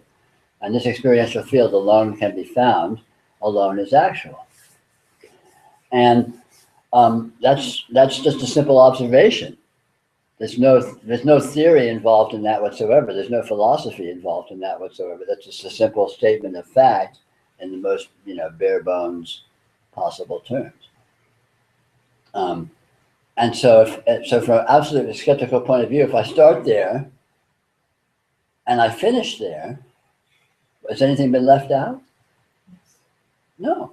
What's been left out? From your perspective, if you said that there's nothing beyond that, or the assumption. It's not an assumption, it's an observation. Well, it's an observation. I can assume there may or may not be things beyond it, but that assumption occurs within my experiential field. My experiential field has within it an enormity and an infinity of Right. of experiences that I experienced coming from similar objects. No like experiences that myself. I've experienced. But all of that is within your experiential field. That's right. But I So it's all you. I can either assume that it's just me, or it's other entities that are like just me. Yeah, And but I'm both not those gonna- but those assumptions occur within your experiential field. They don't change the fact. The fact is the apparition is still within your experiential field. It's like a dream. You can dream at night. You can dream you're sitting in a room talking to a group of people, arguing about the fact that they exist because you're talking to them and they're talking back and you're having a profound or annoying conversation or whatever, right? And then you wake up and then where did they go? Where did the you that was in that dream go? And now tonight you're going to go to sleep and where do we go? Where do you go? Where does this room go? It's just poof, it's gone. But the experiential field doesn't go anywhere. It doesn't come and go. But all of these patterns appear and disappear, and we can have all sorts of assumptions and assertions about them, which we have within our experiential field as an exercise of the inherent intelligence and the inherent potentialities of the functioning of this, apparently with this experiential field. But it's still all in-house. It's still all self-contained in this one system that alone is explicit, that alone appears. Right? And that's what you are. You are that soul system that is here. But Irma, would it help if you could say that the inherent intelligence has put Peter into your experiential field? Well, I would say the me then, but it's me is everything. Right. Exactly. Yeah. Yeah, yours everything. Everything Yeah. is to you. I mean, but everything is being experienced here. Yes, Okay. right. Just like Everything. it is there and there. No, no. All of You can only know that as an assertion within your experience. Yes. You don't know that. You can assert anything you want. Correct. You can assert that you're in bondage. You can assert that you're a point of view. You can assert that you're in a body. You can assert all these things. But if you go looking empirically, see what you actually find. Can you find my experiencing? You can assert it. You can suppose it. You can hypothesize it. You can even sort of empathize it. But when you go looking for it, all you find is your own experience. You can't see through my eyes. And if you could see through my eyes, then that would be your experience. I can hear what you say about your experience. Sure. And I know I'm experiencing that in my experience, and everything I experience is my experience. But within that, is information that I cannot get other than from a viewpoint coming into my experience. How do you know information comes from a viewpoint? What does that mean? You think the information that's coming out of my mouth is coming from a viewpoint? It's just patterns showing up. Where do the patterns come from? Where does this computer come from? It's just here. Where did that light come from? It's just here. It's not coming from a viewpoint. It's an apparition. Where do apparitions come from? If it's a viewpoint, it's your viewpoint. And if you go looking for that viewpoint, you can't even find it as a viewpoint. That it's a viewpoint is an assertion. And assertions are generalizations, not specific actualities. Even given that example that you might describe to her some experience, what you're meaning by it was going through your experience in it. It's just for conversational Sure, purposes. of course. She can't possibly understand because communication is very inaccurate to begin with. Of course you can't. So that alone is proof that Sure. she doesn't know that there's any other experience. Of course. Because all that she can know is sounds that she Sure, hears of course. and interpretations that are made within her own experience. The point is to see that it's all happening in you. You know, your concrete, very emphatic perception of me as an actual entity is something that is happening entirely within you. I mean, to see that's just simply a fact of location. That's just simply a fact of mechanics. Yes. I'm not saying I don't exist. All I'm saying is take ownership of the mechanism. All mechanism you have any awareness of whatsoever is your mechanism, right? So you're perceiving me is your mechanism. You're hearing me is your mechanism. I don't know that you exist. Exactly. Right. You don't know that I exist. Precisely. That's all I'm saying. You know that your experience of what you're calling of me is appearing. Okay, that's all I'm saying. It's just a matter of being empirical with what is the concrete But fact. it's unresolvable. Of course, it's unresolvable. Everything's unresolvable. I can't know one way or the other. So You can't know what one way or the other. I can't know whether you exist or not. I can't Right. know that. Sure, But because of that. but you can know that you can know that this exists. That's the important point. Whether I exist is irrelevant because I'm a subset of this. Yes. And the important point is not whether or not I exist. The important point is that this exists. And that this existence, if you look closely, is completely and exactly coterminous with what you mean by I. Right? Look at what you mean by your existence, Yeah. and you'll discover that it completely includes everything that actually exists for you in your experience. See, I tack on the viewpoint. That's okay. So the viewpoints exist too. I tack So on- what? Viewpoint exists too. So what? Personality exists, viewpoint exists, emotion exists, neurosis It creates a exists. me, and it creates a viewpoint. And So what? But where's the me and the viewpoint existing? In the experiential field. That's the important fact. Everything appears within the experiential field. It doesn't matter what it is. Because again, when you're looking at everything that's appearing, it's not resolvable anyway. So even if there is a viewpoint, when you go looking at it skeptically and scientifically, it turns out to be unresolvable and unverifiable as actually being this or that. When you're looking for the me, you find the same thing. It doesn't negate it. It doesn't say there is no me. It just means that when you go looking for the me, you discover a bizarre, amazing, astounding presence that is just a miracle and a question mark. It's not negating it. I'm not saying there's no me, but I'm saying what I'm calling me is something very, very weird. I mean, bottomlessly weird. And what I call viewpoint is the same thing. What I call body is the same thing. But all of this is this, here, now. So all of the details, viewpoints and me's and individuals and bodies and all of that are just subsets of this here that is doing itself the way that it does itself, which happens to be what you are, what reality is. See, I think the thing that you said a little earlier, I'm just going through the one thing that I don't really understand.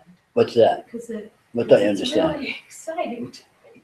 The fact that there's a shift Yeah. where actuality becomes the thing and is more center stage, more important Yeah. than the things in actuality. Right, that's what we're talking about. Yeah, well, Look at the actuality is the concrete presence of the fullness of this field of experience that you may call your field of experience linguistically, but you don't need to worry about that because it is what it is, whatever you call it. So that's concrete and actual, and everything that appears in it is a subset of it, as an artifact of it, as an aspect of it, and appears because it is. concept. Actually, actuality is a concept because it's so general and it's so, But is this a concept? well, Here, when you say this. here. Is that a concept? Ow. Is that a concept? That's a, Throw it back at Throw it back at It's it. so new a concept. Huh? it. Watch out. It's dangerous now. It's a Zen night. Zen slap. It's a good question. Is that a concept? It's not. It's a presence. It's an event. Is that a concept? It's a presence. You can't say what it is. I mean, you can say a lot of it. You can say, oh, it's just hand clapping, or you can say, oh, it's the presence of sound, or you can say, oh, it's a hallucination. You can classify it in infinite numbers of ways, but that this is here, whatever it is, and whatever that means by is and here, is not a concept. It's a concrete presence. It's actuality is not an abstraction. Or, okay, forget the word actuality. Okay, all right. This here Yeah. is real. Hmm. This is real, okay? You're not crazy. This is real. Okay?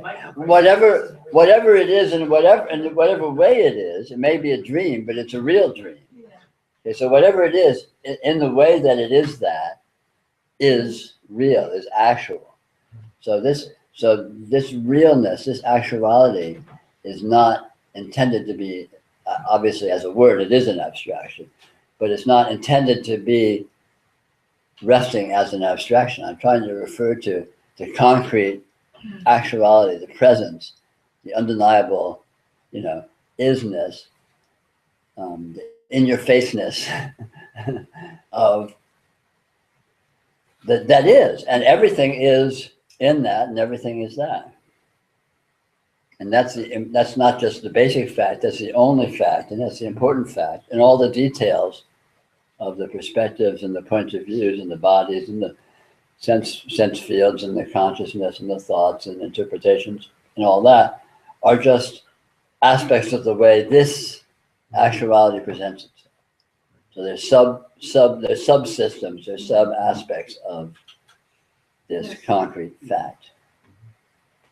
But while Homer is saying to herself that your reality exists alongside her reality, she's never going to hear what you're saying. Maybe. By her saying that and even her not hearing what I'm saying is all happening within her experience. Well, yes, but It's a closed system. It's entirely self-contained. There's nothing outside it that you can Never follow. will do it though.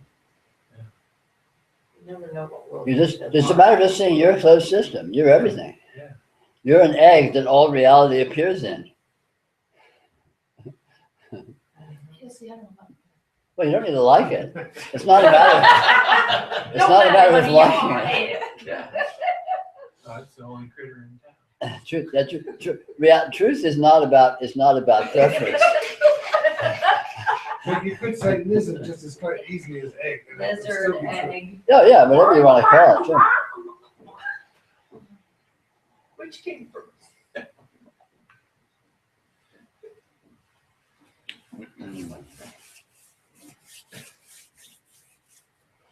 Mhm. It's the water pipes. It's the downstairs neighbor banging on the roof. Shut down up, up you old there. farts. It's supposed to be a spiritual meeting. Why aren't you meditating or something? You guys are having too much fun. Hey, right? I miss meditating. I enjoyed meditating. Well, meditate. Yeah, Meditating's I great fun. haven't What done do for a you while. do every time you kind of sort of sit there? No, I mean, I just sit down and actually take. Meditating can be great fun. It can be I great meditate from time to time. It's delightful. I want to spontaneous meditation. Just relaxing and just being I mean, there's all these different modes, different ways of being within your energy, and they're all viable, and you have at them. I went to visit one of our neighbors the other day, and he said, I went to his house, and he said, "Oh, come in, but I'm meditating. Sit for a while." And he had 20 minutes of meditating to do. And you sat there? So I sat there, and it was actually very pleasant just to sit. Sure. I spend a great deal of time just sitting. But he actually carves out like Time. Yeah. time before breakfast and before supper or something. I don't know, after supper, before supper, every day, and it was really nice.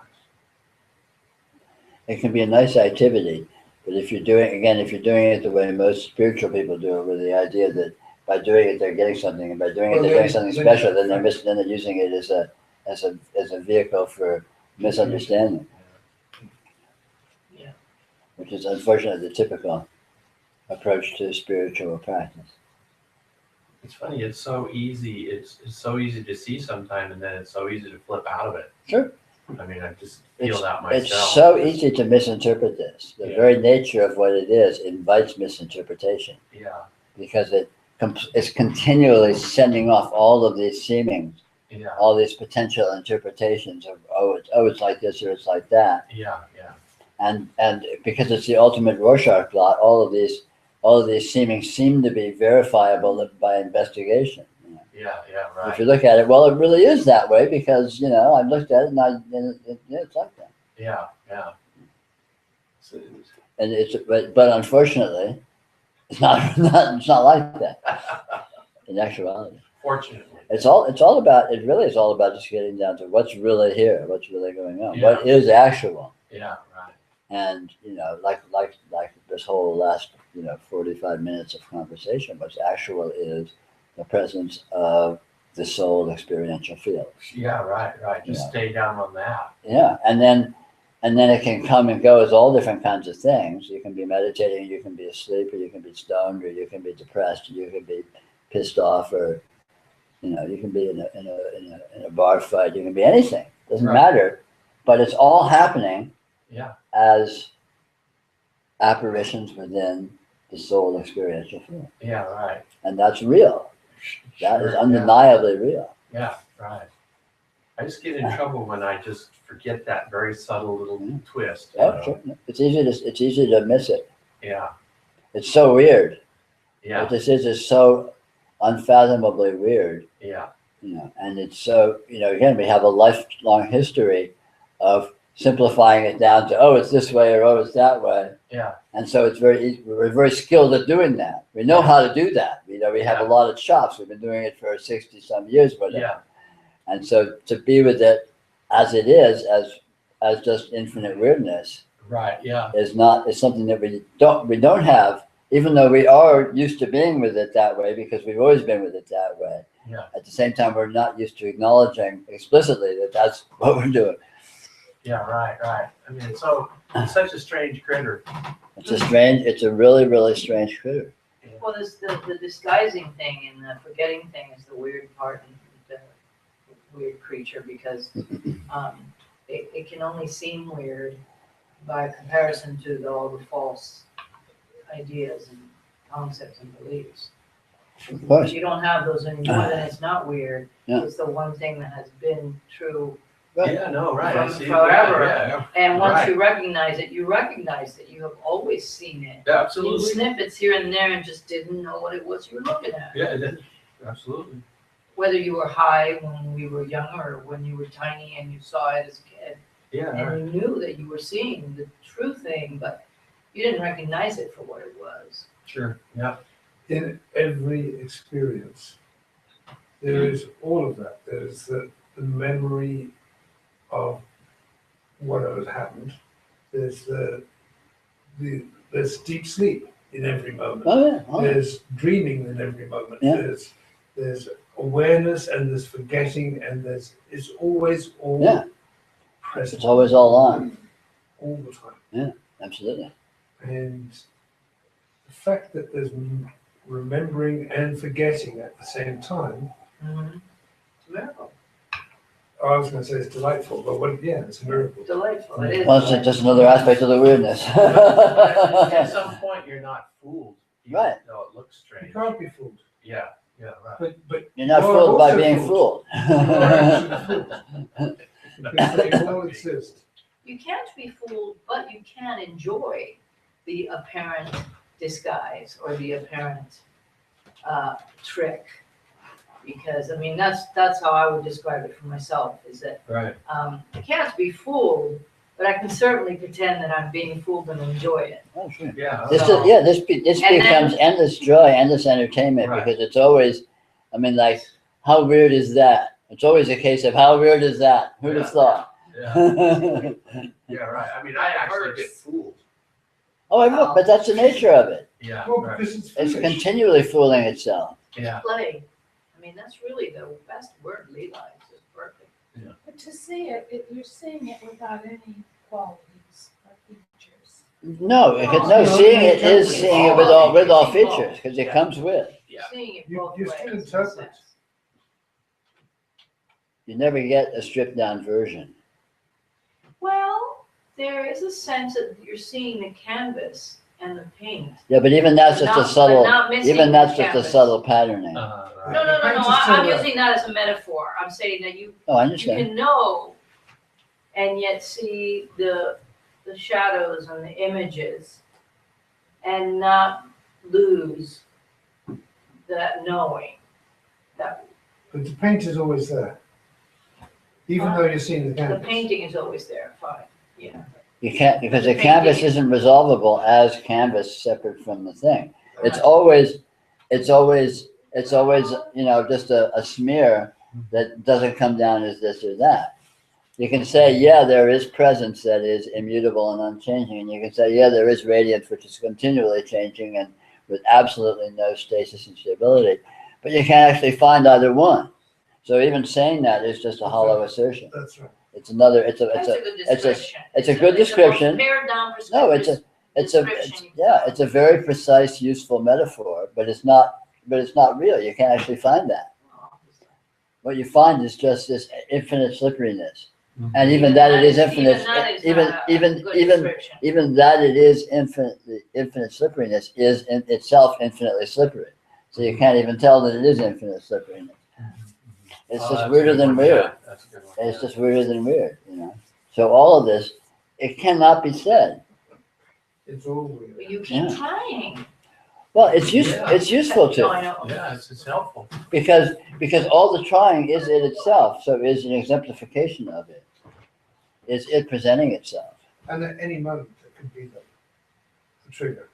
Sure. Yeah, you never know. That's true. And I'm waiting for Irma to throw the fork back at me. just don't bring the mirror.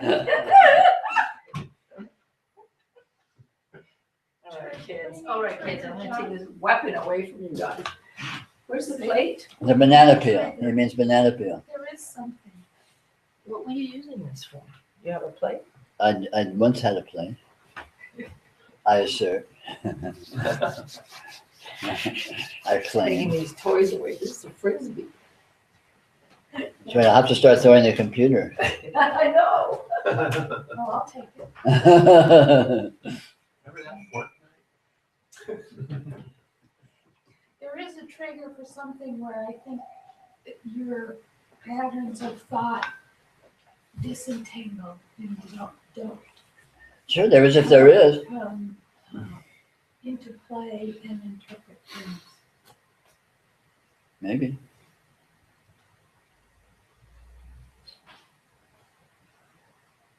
But whether or not there's a trigger and whether or not you need a trigger, the place to look, the powerful place is this act. It's just the fundamental fact of the actuality, the presence of this, and the comprehensiveness of that fact. That experience really is happening, as you know, as strongly as can be said, and that includes everything. There's nothing left out of that. I mean, that's the powerful fact. That's where you look. That's the linchpin of realization. In whatever way, you know, you stumble on it or settle into it or get hit on the head by it or get it thrown across the room at you, whatever.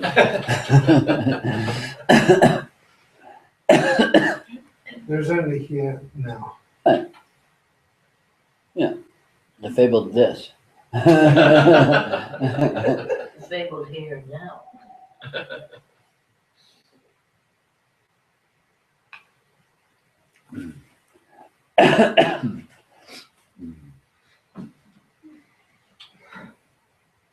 There's only here now and a lot of fables.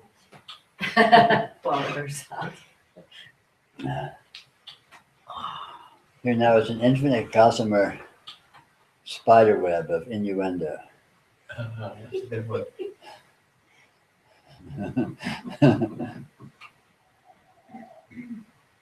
Earlier on, Peter, you said this is not a philosophy, but actually it is philosophy. Well, it's the highest philosophy. Well, I mean, you've been through the Cartesian, you've touched a lot of the philosophies tonight, one way or another. I'll leave that to the pundits. Okay, well, Solipsism. Whatever. Yeah, solipsism is one of the closest statements of fundamental fact of empiricism. I mean, yeah, spirituality is empiricism. Realization is is ultimate empiricism.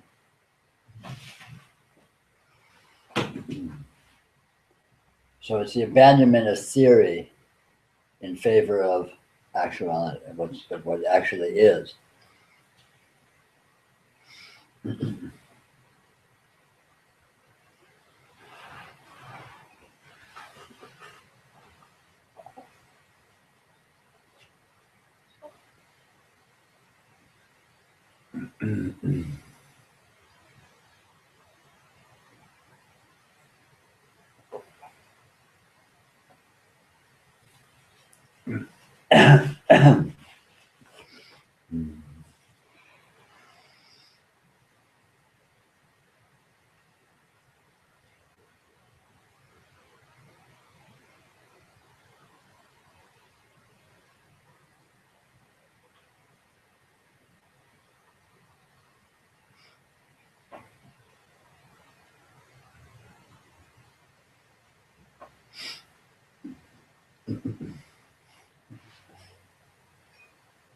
What about other realms and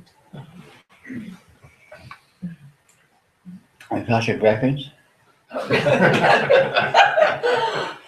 afraid my Akashic record player is blown too. that's outside of reality. it's a new- Maybe. Well, I other mean, at a certain point, you can't really tell what I mean, when things appear outside of normal or regular. well, anything that appears outside of normal or regular is still appearing in this. If other realms appear, if there's other dimensions, if there's astral travel, if there's heavens and hells, you find them in this. Where else you're gonna find them? They couldn't appear unless they were in this. So this is the potentiality for everything and anything. Well, let's say a crazy person walking down the street talking to someone. I mean, Uh-huh. you could say that, well, that's this for them. It's Absolutely, of course. reality. But you could also say that they are manufacturing, I mean, they're totally in their head, creating But that's just a classification of an actuality. In other words, whether I say they're totally in their heads creating this, the actuality that I'm using those words to refer to is an actuality that's occurring within their experiential field, which is as it is, and it will obviously and completely transcend what I think it is, because nothing I couldn't possibly describe what's actually going on or anything. Now, if you're a crazy person walking down the street, it's different. Well, you're a crazy person. You're sitting here thinking that I exist. You're talking to imaginary people. I'm talking all the time. I'm a crazy person. No contest.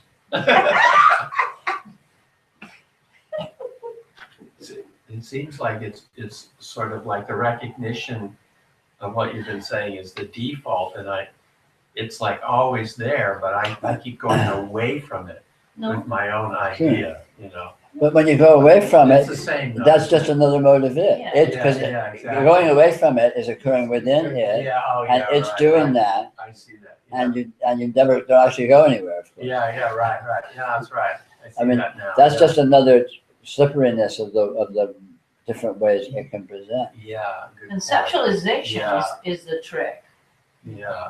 It distorts or appears to distort, but it's not distorting anything. Yeah, no. It's just that's another- a really good point. I It's see another that, yeah. energy point. Because conceptualization is happening in this, is being done by this, Yeah. consists of this, Yeah, and doesn't depart from this, yeah, doesn't add to this or subtract from this. right, It doesn't actually go anywhere. Nothing actually goes anywhere. right. It just confuses me a little bit. Yeah, but this is infinitely confusion. The very nature of this is confusion. Right. This is never unconfused. It has Right. no straight way. Yeah, it has no straight way. Yeah, that's a good one. It's infinitely forked.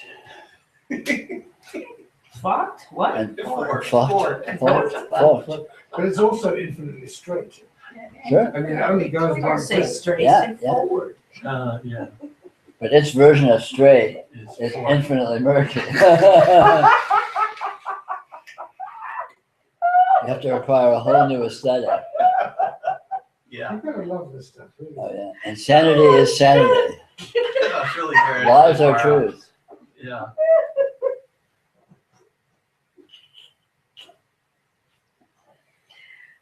Yeah, I know. Even when I go away from that sort of basic seeing conceptually, that's that too. But Its very nature is continually going away from itself. yeah, It never actually leaves itself, but it's continually going away from itself. yeah. But to see It that, never doesn't go away from It's itself. true. Yeah, but to actually see that is Yeah. something, you know. No. Yeah, Well, absolutely. when you see that is when you recognize it's like the actor realizing they're on stage. You see, that they're Yeah. acting. Yeah, right. The Yeah. costume. You go backstage, you can take it off. Yeah, right. I mean, to see that as nature, you know. Mhm. It is. This Well, is because like, there's always To thinking see that, all like, the costumes you well, can wear. and- right, when you think, oh, I forgot, I'm in costume, Yeah. you're giving more power to the notion that, you know, some people are awake and they have something that I haven't quite yet acquired or stabilized Yeah, yet, oh, or yeah. whatever, when in fact, that's it all. Yeah, right. Yeah. Yeah. the radiance always seems to be curving out away from itself, but Yeah. it never actually is leaving itself or going anywhere at all. Its very nature is just to be seeming to be continually curving away from itself. Right. And that is its presence. Yeah.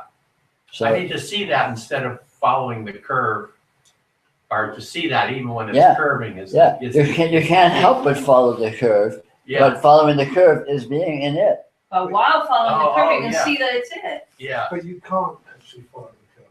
No, there's nothing to follow, but No, it still is always splitting off from itself, but it never It's like splits off from looking into itself. two mirrors. Exactly. Sure.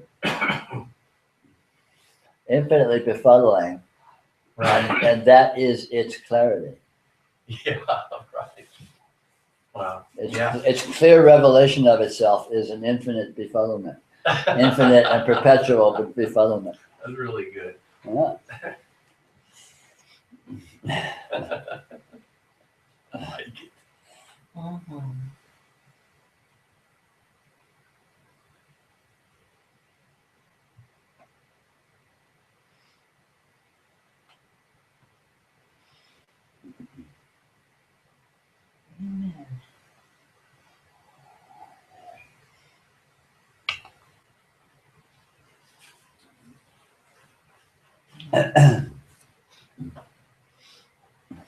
Advanced metaphysics. Advanced metaphysics are bullshit. You make the call. I was gonna say, you mean advanced bullshit? Oh, spinning tails. Oh, fun.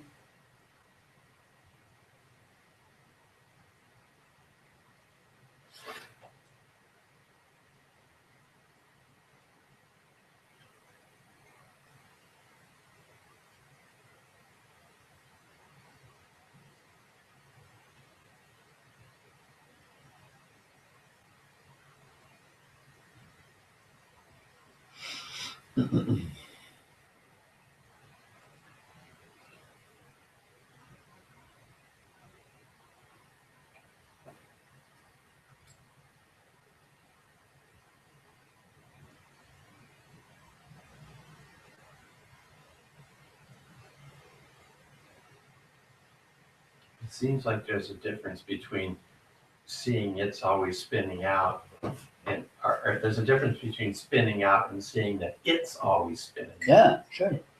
But Yeah, it's you. because when you see that it's always spinning out, Yeah, you see that you're not going, and it's not going anywhere. You're not going anywhere, yeah, and yet the spinning out is ubiquitous. It's nothing Yeah. but. yeah. So there's infinite spinning out, but you're not being spun out. Yeah, right, yeah. It's like there's nothing but craziness, but you're not crazy. Yeah.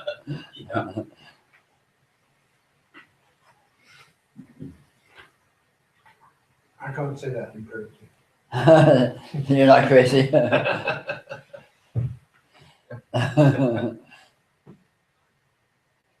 Well, we're speaking on an edge of metaphor.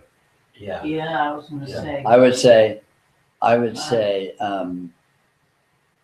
first of all, I would say, more soberly, I would say the determination of craziness or not is an absurdity and is Well, it's unrealistic. irrelevant. And I would say, a little less soberly, I would say there's nothing but insanity. The human condition is pure insanity, Right. and the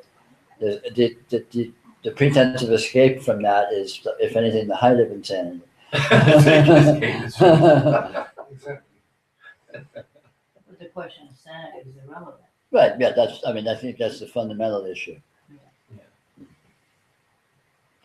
You know, since infinite weirdness is sort of the basic ground of things, you know, in that context, sanity and insanity is like, Right. but you gotta be kidding.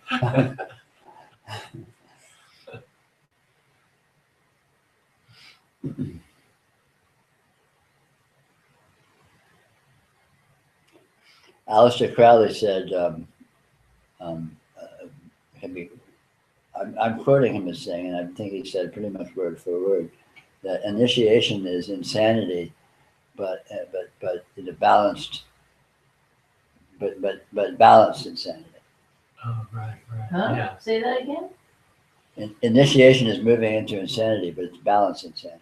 Yeah. So the difference Balanced between insanity and insanity. initiation is one of balance rather than one of quality. So insanity is really insanity, and initiation is really insanity, but it's balanced. Yeah. Right.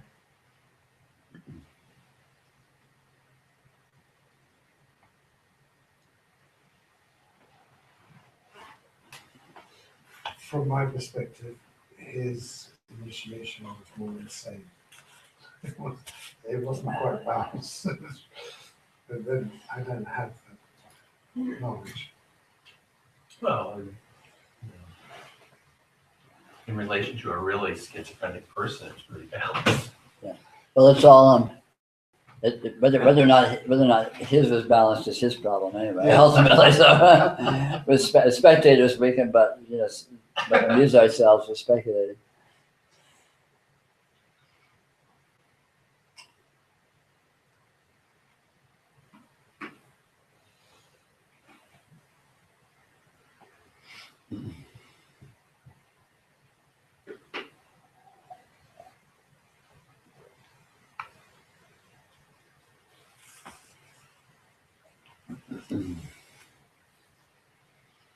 So, what's up with you?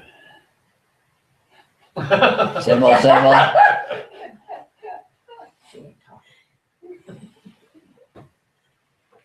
You started this. That's right. She started it.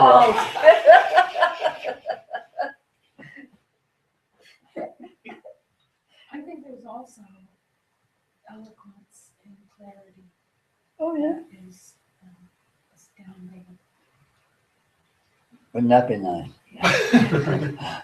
we can aspire. In all the business.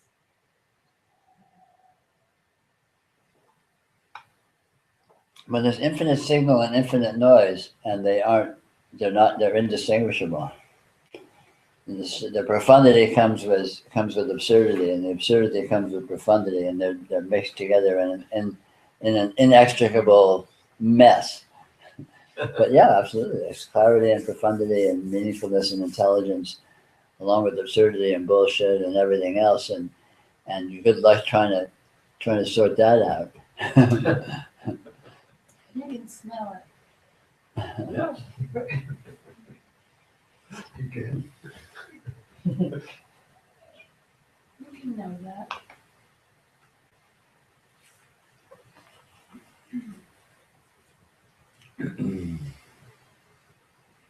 Well, I think that surfing your own energy is an art form of being able to distinguish profundity and distinguish meaningfulness, and to be with that, to learn how to orient towards that on all different levels of your experiential field, subjectively and objectively, in terms of both your seeming environment as well as your seemingly inner energy conditions and so on. Yeah. And so you can kind of surf that or navigate within that to some degree, apparently. Yeah. And I think that's valuable to do, because that's part and parcel of acquiring skillfulness and maturing as being this bizarre energy system that we are.